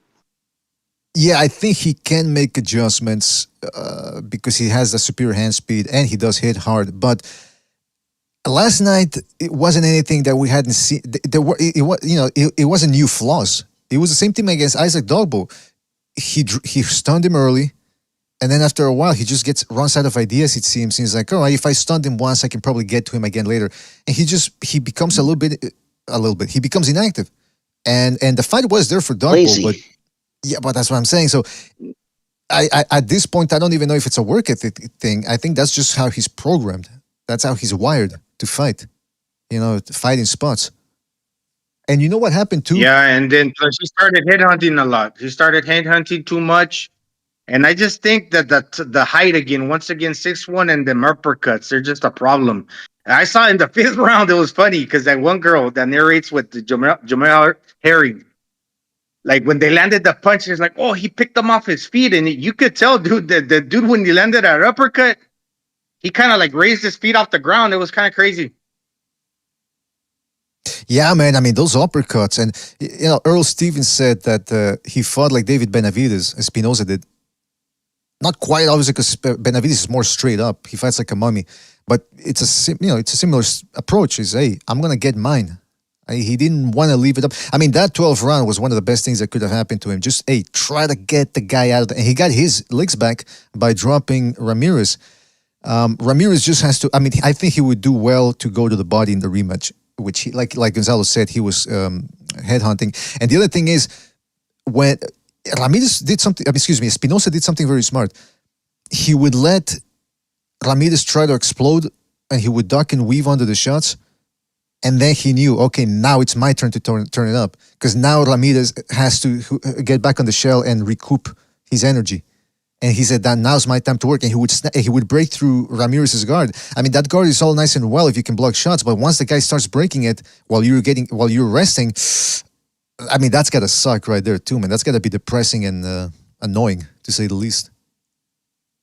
Yeah, and he was annoyed, BDA, because you could tell when he was landing that uppercut, he kept signaling to his beard and kind of like taunting Espinosa, kind of like how Roberto Duran used to do it, remember? Mm-hmm, yeah. Yeah, that means the guy's hurt. He's trying he to was bluff. like touching his beard, and he would say again. No, go ahead. Sorry, sir. No, I think you were saying that. Yeah, he was touching his beard and he was waving to Espinosa. Come and get some. And again, can I just say, this is why I miss 15-round fights. I wish they never got rid of those. That always separated. That thing had 15 rounds. He was stopping Romisi last night, without a doubt. He wouldn't have survived 3 more rounds. What do you think? I absolutely agree with you. But also, on the flip side, he when Ramirez dropped him, the bell saved Espinosa. I think it saved him. As soon as he got up the second time, because he fell, then he got up, then he fell against the ropes. Then he got up, and then when the fight started again, the bell rang. And did you see Ramirez clapping last night for the kid? Like, right away, they announced him the loser. He just started clapping, stood there, clapped, went over to him, shook his hand, was gracious in defeat. You can be pissed off. You don't have to go, oh, well, I lost. Let's go get pizza. You can still be pissed, but you don't have to be an asshole to your opponent. There you go. A punk. And that's an American thing right now. Yeah, and he was pissed. He was pissed. Sorry, BD, but he was pissed because he wanted the Venado Lopez fight and the unification bouts. So he said, I'll still fight any other Mexican. I'll fight him, but I still want to face the other Mexicans. This was a big fight for him. Well, listen, Robeisy Ramirez had a late start as a boxer, relatively late start because of his amateur career, 2 Olympics, by the way. But he's only 29, by the way. I think with his style and his skills, I think he could make it at least to 33, 34. So I think he's going to bounce back. He could still get another win. I still don't know who I'd pick between him and Venado Lopez. So that's one right there. By the way, did I hear correctly? I don't know if it's true or not. Did I hear that Errol Spence claims that he would like a 15-rounder against Crawford? Or I saw that in a caption. So maybe somebody just put a quote on top of an Errol Spence photo, and I'm going with that. But did Spence actually say that? Is anyone aware of that? I didn't hear anything about that. I know that Steve Kim said that he heard that the fight will be taking place at 154. Whoa, okay. So now the Spence fans get what they want, or what they wanted. 154, he don't want that smoke at 154 because it will be a different fight. Well, let's see now. Let's see what happens. I think he was trolling him. Like I said back then, I think he's just trolling him. I think he has no problem going to 154. In fact, I know he doesn't. I don't think the outcome's going to be any different. I think he was just pissing off Spence fans. He loves to see them get all riled up on Twitter. He really does. After 4 years of having to, because he's on Right. Twitter all the time too. He reads what they have to say. So maybe wouldn't be surprised, man. He seems like a petty guy too, who would try to do something like that. But look, the rematch, 154. Crawford, it's not like he has an easy time to make 147 either. So this could be this could backfire on Errol Spence, something awful. Yeah, I know. They always I leave don't that see a out. That point. it's just Spence. Just Spence is going to gain from not having to boil down to 147. Well, you don't think that's going to help Crawford too? So what's the purpose? This is a grudge match for what is it? Honor or what? Because if you Yeah. think about it, there's no titles at stakes. You get nothing back at 54. And if you say, okay, well, it's at 54, do you think Errol Spence is one of the toughest 54 pounders in the world? No, there's better 54 pounders. So if for Crawford, it's all about challenges. Hey, you beat this guy at 47. What do you get out of facing him at 54? Why don't you fight like a Tim Tszyu at 54 or a Charlo where you can gain something? Well, this is, again, they're contractually obligated to run it back. So if you could compare it to anything else we've seen, you'd have to go to the Wilder Fury fight, the third one, where they absolutely wanted to get a third fight. And we all knew, well, not all of us, but most of us knew that it was an unnecessary fight. Yeah, Wilder was able to drop a fatter, out of shape Fury, and that was really it. That was the highlight of the fight for him. Other than that, he got his ass whooped again. So this is a similar dynamic. It's like, okay, maybe Spence can do a little better, but it's highly unlikely that he can do anything to change the momentum. I mean, because Crawford is stronger than him. We saw that in the clinches and the inside fighting that took place in that fight. He's sharper. He's more accurate. He's faster. Dare I say, he hits harder punch for punch than Spence. Overall, he's a better fighter is what I'm saying. So whether they fight at 154, 160, 140, is it really going to change anything? I highly doubt Oh, it. and plus on But top of that, he's got him figured out now. You know what I mean? He knows what he does. And once he saw what happened, once he had him figured out last time, he started picking him apart. He made him pay for everything he did. And it's not going to correct his feet. Spence is still going to have bad feet. He's still going to have too wide of a stance. All those things that I used to think was a problem back in the day. And I just think his power has always been overrated. Always. I don't give a fuck what you say. You can't take out a career super featherweight at welterweight who's had, his entire career has been fought at 126 or below. He's had a handful of fights at 135, one at 140, or two 140, then 147. And this is after his last fight at 140. He said, I'm going back down to 135. 140 is not my ideal weight, until the money got jingled in front of his face. Oh, I can make it. Oh, yeah, no, it'll be. No. And we got exactly what we should have got, except Spence should have stopped him. And Spence tried. I know his fans try to pull that too. Oh, well, no, he was just showing everybody he could outbox him. Wrong. He said after the fight he tried on a number of occasions in that fight to stop him. It just couldn't get a man down that tonight. you know what's interesting about that, Jimmy, is that was always a major red flag because Canelo fought Khan, he knocked his ass out. Golovkin fought Brook, knocked his ass out. You fight small. Now, some people can say, yeah, well, how come Canelo couldn't do it to Charlo? Charlo's a different dynamic. Charlo's a taller guy who packed on muscle, and he's the undisputed champ. So it's a different dynamic He from did bringing everything up. not to get hit. Yeah, and even the Charlo fans who started to change their tune on the week of the fight and started picking him to beat Canelo, they said that it's because Charlo actually had better skills, a better gas tank. So we can agree that he had some advantages against Canelo. Not that many, but he had some advantages. Whereas Mikey Garcia against Errol Spence, I'll reiterate what I said 3-4 years ago. Shorter, slower, fatter, doesn't hit as hard as Spence. So how was he going to beat Errol Spence? And Errol Spence had Mikey Garcia standing in front of him. Mikey Garcia was not moving around the ring, and he took his lumps. Whereas Charlo was moving around the ring, and he didn't look as small as Mikey did against Errol Spence. So when when Spence threw everything but the kitchen sink at Mikey Garcia and couldn't even drop him, that's when I said, "Oh boy, what's going on here?" So yeah, man, that was a big red flag going into that Crawford fight. And it's interesting going again, Jimmy. We have to talk about that off the air to recap the whole saga. But I'm looking back at it, man. and some fans just don't learn their lessons, man. When Crawford was, when they hadn't fought yet, Spence and Crawford, the Spence fans would say, he doesn't want that fight, man. He's scared. They really thought Crawford was shaking in his boots to avoid Spence. He beats his ass, wasn't even remotely close in any one round. And now they have the temerity to say he's afraid of fighting him at 154. It's going to be the repeat. I predict it's going to be a repeat of Wilder Fury, where Fury wanted to fight Joshua as opposed to shellac Wilder again. And then Wilder fans were saying, oh, see, he's scared. He doesn't want to fight him. And then after Fury whoops that ass again, instead of saying, hey, man, people were right. Wilder was overrated. He wasn't ever that good. They say, man, I got to give Wilder that credit, man. He took his beating like a man, blah, blah, blah. It's going to be the same thing with Earl Spence. They're never going to use the word exposed with the guy. He's going to get beat again in the rematch. And instead of saying, hey, we were wrong again about him being afraid of Crawford being afraid of him at 154, they're just going to say, man, Spence has that dog, man. He wanted that ass whooping again. Nah, man, he just wasn't as good as you guys ever thought he was, and you just can't admit it. I mean, come on, man. Let's stick to the boxing. Why these guys always got to bring up the narratives? It's getting annoying.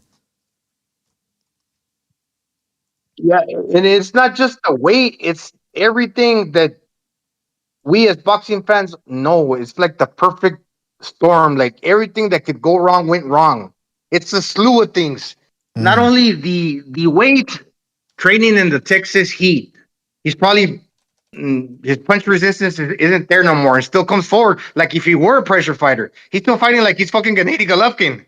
Like he's gonna put a beating, but he can't take punches no more. The car accident, the Percocets, the alcohol, the eating the greasy food and the brown paper bag in between fights blowing up.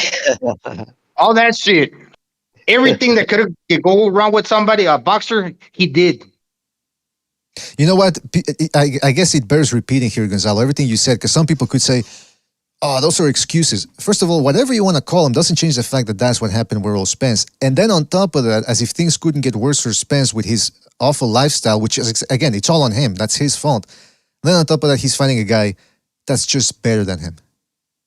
I mean, it is what it is, man. He wasn't gonna win that fight, and I gave him a chance. Obviously, you know me. I always try to give the underdog a chance. I kept asking you guys, well, what if he does this? What if he does that? Could he potentially win? I mean, after what we saw in July the 30th, it's probably just gonna be a repeat whenever they do fight again. Exactly. I agree 100%. Yes. You know, boxing fans ain't stupid because, like, I think about it sometimes. Like, how come they never mentioned that Crawford's old? He's like 36 going on 37 because he takes care of himself, or at least that's the impression I get. Yeah, no, he doesn't drink. He never did. He was never a drinker. He said he's been saying it his whole career, I'm just not a drinker. Even when I was young, my friends would go get drunk, and I go to the gym. You know, just that wasn't his thing. And, I mean, did he look slow that night? Did he look tired, old? So he hasn't hit the wall yet, that's for sure. He looked accurate as hell, but it's easy to look accurate when you have a guy coming straight at you on a head on a plane, doesn't change his angles. He's just got that long, wide stick. You know, Spence, he was always able to jam it on people. And you're not going to beat a Crawford with a one-dimensional attack like that. I just never saw how he could beat him. And I was always frustrated because I always knew he'd win, but I just never thought they'd fight. I never thought, and to Spence's credit, that's the one you want to give me. You wanted me to hear him give him credit? He took that fight. That fight wouldn't have happened if it wasn't for him. Because God knows Heyman didn't want to make it. Yeah, I mean, they had to do it at this year to try to sell it, to have something to sell to the next network that they were trying to get to. I mean, the rumor is they tried to get into Netflix's pants. And that's what they were. Remember those rumors that they started saying, like, hey, you know, we're getting to. No, actually, what they said that they started putting out the rumor that Netflix was interested, and I guess that was all BS to try to entice Amazon to give him some money, which apparently didn't happen. But by the way, I'm your leader. I remember I'm your leader. Sorry. Go. Yeah, just real quick. I'm your leader. He was talking with FUTV about it, and he keeps telling him, "Man, I told you Crawford was gonna beat Spence, and he wasn't even that impressive because Spence is the town drunk. He beat the town drunk." That always made me laugh. The town drunk. That's old school right there. The town drunk. Oh man! But go ahead. I mean, Spence made a point to let everybody know. First podcast after the fight, what's the one thing he hung on? was, well, I was drinking and partying and everything. We kept saying in everything, even right after the fucking car accident. So how bad was that? Life-changing car accident. Within weeks, the dude was out getting fucking pie-eyed again. Every time you saw the dude in public, he's drunk. That's cool if you're a fucking, if you're a mechanic at Toyota dealership. But when you're a professional prize fighter, that's not a good look. Once it's not a good look. When it's every single time you see him, it's slurring his words and shit, and he can't focus his eyes. Come on. And especially, he's getting like that, and then he got so drunk he couldn't even fucking goodbye, baby. And you know what? Especially, he started really doing that. He continued to do that when he was 30, 31, 32. When you're at, that's your peak. After 31 years of age, usually, sometimes it might vary, but usually by the time you're post 31, that's when physicality starts declining. So if he continued that lifestyle at that point, which he's now 33, by the way, that's going to age him even quicker. So bad move right there, man. Bad move. What else, man? Yeah, you gotta send me that clip too. And some people would still like say after the accident that no, he's like that because it's the southern draw, it's the twang. Nah, that's not it. Up in the head. Yeah, I mean, no, that's not it. And I remember when that video came out about when that Dubai video came out. When I go to Dubai, baby, some people were saying, "No, it was a joke. It was a prank." I go, I don't get the prank though. What's the prank? It's not funny. What's the prank? What's the punchline? Exactly. It's just, I mean, look. I'm a professional athlete. Let me see how drunk I can look. And wasted. Yeah, man. Look, listen. I like watching Spence. I always appreciated the fight, even the Ugas fight. Even though it was repetitive, it was a beating, and it's a style that I can appreciate. But his fans were really just too. Vitriolic, I guess is the word I could go, noxious, and he couldn't do no wrong in their eyes. So it's I hope they didn't play a part in that downfall, because maybe Spence bought his own press, or believed his own press rather, and that type of his type of lifestyle, just constant drinking and partying, very audacious. It's gonna catch up to you at some point. It catches to everybody, even the superhuman guys like Julio Cesar Chavez, who supposedly, legend has it, had a thick skull. I mean, it caught up to him. The coke and the alcohol and all that. It doesn't matter who you are; it's gonna catch up to you. So, lesson is live a clean life if you're an athlete, or if you're anybody really. Exactly. I know, and that was funny though when people said that it was just a joke. They were just playing a joke on him. My thing is this: what the fuck did he do to his old lady that she would post that shit? Because man, that shit would be out. She'd be on the curb with her bags, man. And by the way, like that wasn't a good look. Other people could have said that was a fake video or it was overdubbed or whatever. Jimmy made a point at the time. I remember when we were talking about it. He said, if that's the case, how come they never denied it? They never denied that video. Exactly. Nobody ever came out and said, hey, man, nah, that was overdubbed. Like, here's the real version or whatever. No. And they were arguing that for weeks. For weeks. And he's seen it. It was in his timeline. Half the people are tagging him. Do you think for a second if that was a fucking, where you can take people's voices now, and the computer generated, you can make it sound like them, and he just happened to go, come on, baby, you want to go to Dubai? And why would she have said that? So that means, like, they couldn't have, why would it be a video of her holding him like that? But let's just pretend he was half asleep, and they did that. Don't you think the first day that was circulating, Spence would have made a video? I just want to, let everybody know, man, that shit's all bullshit. Never said nothing. Not a peep. And then, to put, an explanation point on it, he goes on a podcast, I got drunk and everything. What do you think that everything is? Fucking big rails. That's exactly what that was.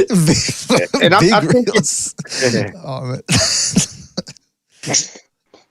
thinking, maybe he doesn't care because he's infatuated with the pussy, right? He's pussy wolf, as the saying goes. He don't care, but what about the mom? What about Spence's parents? When they see that shit, what are they going to think about the girl? Gonzalo, it's like Freestyle Dracula says, that pussy's like the Matrix. I'm in it and I can't get out. That's what it is. That's what the pussy will do to these guys. I mean, these guys are young. They got money. They get infatuated with that, especially if the pussy's tight, by the way. If that pussy's tight, what do you think is going to happen, man? Tight, yeah. I mean, come on, man. You can't escape it. He needs a manager. I mean, she isn't she the mother of his kids? Oh, well, then that pussy's not that I believe tight, no. She's got twin girls with the Latina chick, and maybe I don't know. He's got another daughter with her or another son, but I'm not sure. Yeah, I don't know the situation either. Every muscle must be tight. But he can get enough. He can get money. He's always at the club. He can pick up another slash. I mean, screw that. There's Instagram bimbos everywhere. I gotta tell you though, but you know that girl wants to. She wants to she wants to drop them hooks, get him where she wants because she's got the money, right? For sure. That was probably already. That was clearly a payback. She was mad at him. That was not done out of love. Clearly, I think he either cheated on her, and that was her payback, and just kept it quiet. I think she either got caught cheating, or didn't she say you smashed up my car?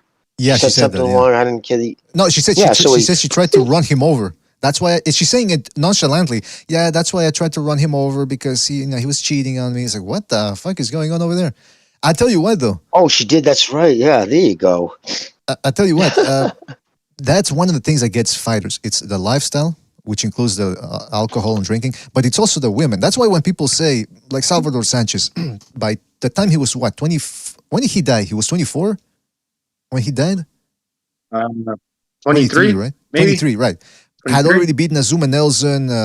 What was the name of the red-haired guy? Danny Lopez, and I mean Gomez. He had all these incredible profile and dossier by the time he was 23, and then he died. So when a fighter ends his career that young, you can only think about the possibilities. But William Detloff, who was a writer for Ring Magazine, he made a great point. He said, we never got to see him fight. Like, what happens when the injuries start catching up to a guy by the time, because he'd been fighting for a while there. Imagine how he would have looked at 26, 27. The injuries are probably the grind would have maybe gotten to him. And he also made the point, he says, women. He says, what if Salvador Sanchez started getting into trouble with his wife or something? That's one thing we never saw. So it's interesting that's sort of what happens with these fighters is they look good in the beginning, but what happens their marriage? Can they control it? Can they keep it in control? Or is it like a Teofimo Lopez situation where that really seems to exacerbate and grind him? You know what I mean? So I gotta tell you, man, women. Dude, there was a guy here in Lowell, same time Mickey Ward was coming up. I'll say his first name, Mike. I don't want to say his last name because I don't want to put him on blast. I don't know how he's turned his life out since, but he was very highly touted coming out of the images, punched like a fucking cement truck. I mean, he had the fucking IQ of a sea cucumber, ranking alive, but he was tough as nails. But no, he was, dude. He was dumb. God, he was dumb. He was the kid I said reached into the spit bucket to rinse his head. Oh. Remember I told you that story? That's the same fucking kid, man. It scarred me. I was so sickened by it because I know what I spit in that fucking thing that day. Oh, but anyways, same thing, dude, right? His girlfriend break up. She got a restraining order on him. He kept going to her house. Dude, he kept breaking the restraining order so many times. He got 5 years in prison. Wow. So he ruined his... Man, that sucks, man. Yep. Ruined his career. He got 5 years in the can. That's the Ike Biabuchi. Tony Ayala, that's another dude. He was a sexual fiend. Kept breaking it. Like, he got arrested 3 times in 1 week. They kick him off the judge. I'm telling you. You even call her...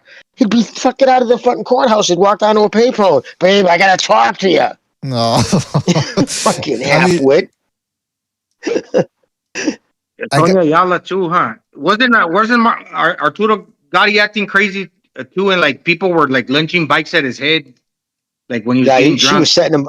Yeah. Oh, but he was always a little bit crazy. Like Arturo could be a little nasty drinker. Yeah, he get a little. Absolutely. I mean, the fucking dude hung out the Hells Angels, man. He was known to throw hands when he was with those guys. He's a natural fighter. He's a street fighter too. And sure enough, yeah, he was fighting all those guys down in Brazil. Somebody whipped a bike off his head. Another dude hit him with a brick. I mean, he got in like 3 separate altercations the night he died. I mean, you don't think that was his wife? I'm telling you, that was all a setup. She was doing that. That's a whole nother podcast. But yeah, she was doing that because she wanted to lay the ground that he was unstable that night.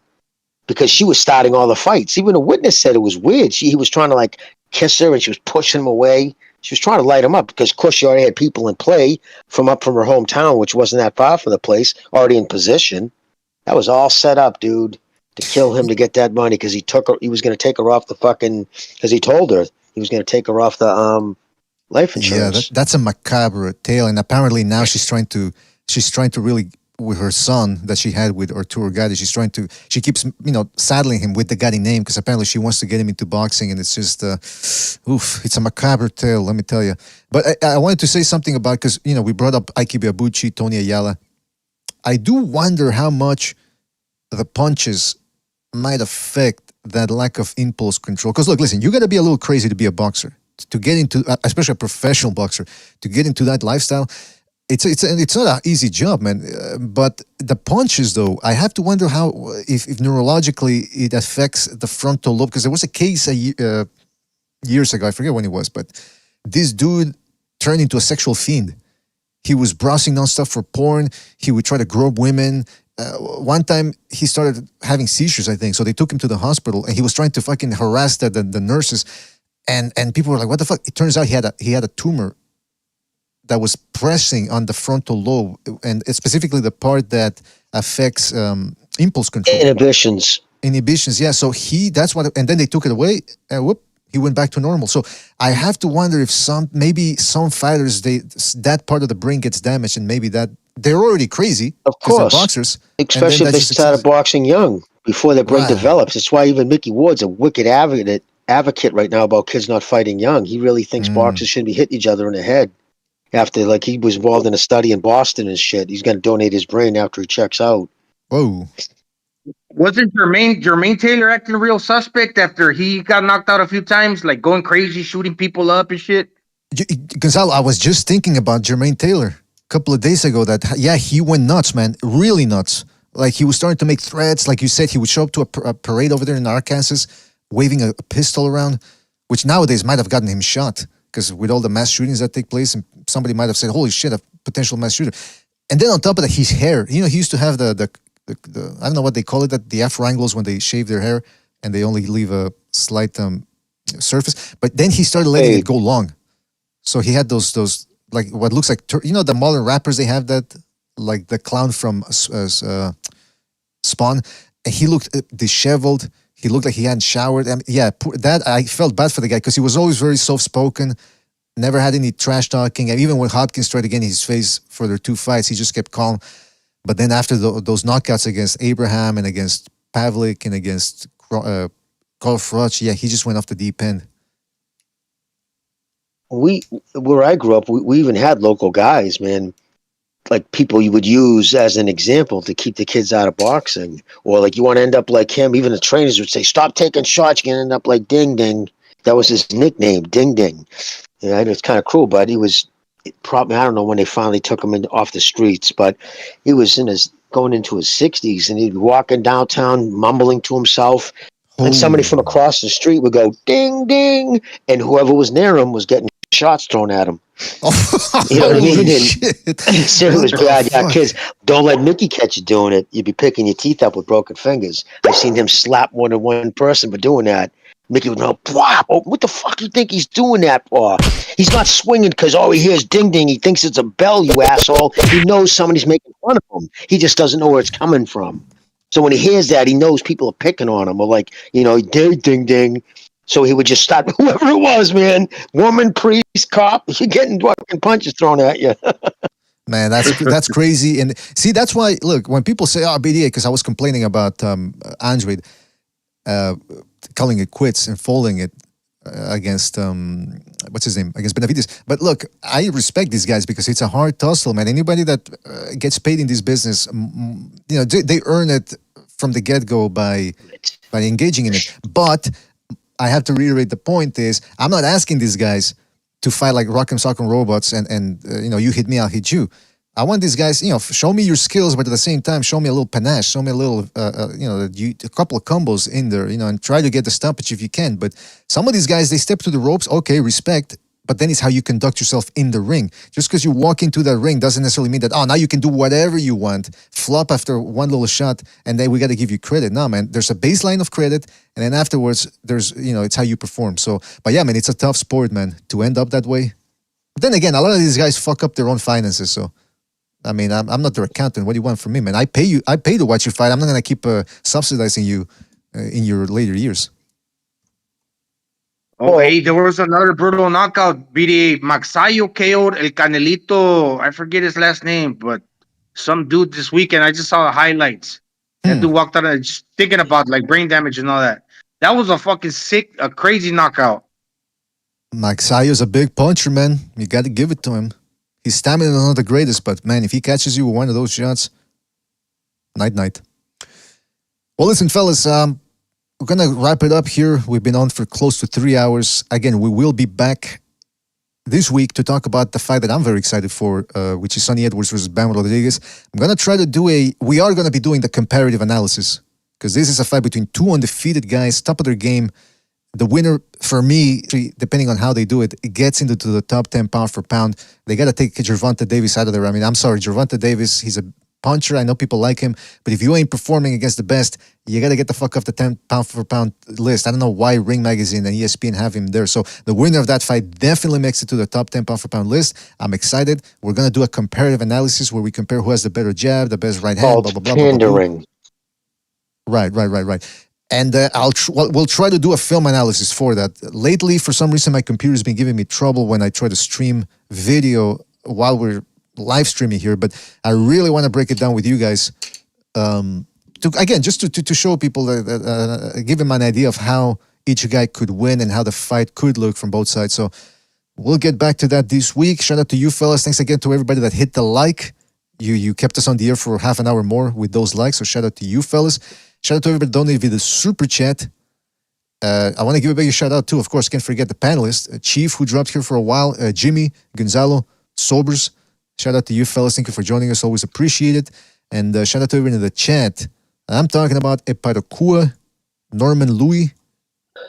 Who else was here? Hold on a second. Norman Louis, Super Sardonic, I Am Your Leader. Shout out to I Am Your Leader. Sebastian, Eparakua, Knockout Ned, Mark T, Life and Logic, Warp Speed. Shout out to Warp Speed. We're working on some second renaissances for you, but it's just we've been very busy here. Shout out to GG, Life and Logic, Gypsy King Boxing Style. Shout out to Gypsy, Mark T. Who else? NPR. Okay, hold on. That's how's he spelling that? NPR. Okay, Mr. Pelon, 8 count. If I forget anybody, it's because we gotta go, fellas. Thanks again so much. Earl Stevens, Alfredo Contreras, Pounds, Lalo Soto, 13 Gaming. Shout out to him. You guys are the best. We'll be back later this week. Stay tuned for that. Catch you on the next one. Take it easy, folks. Thanks for watching.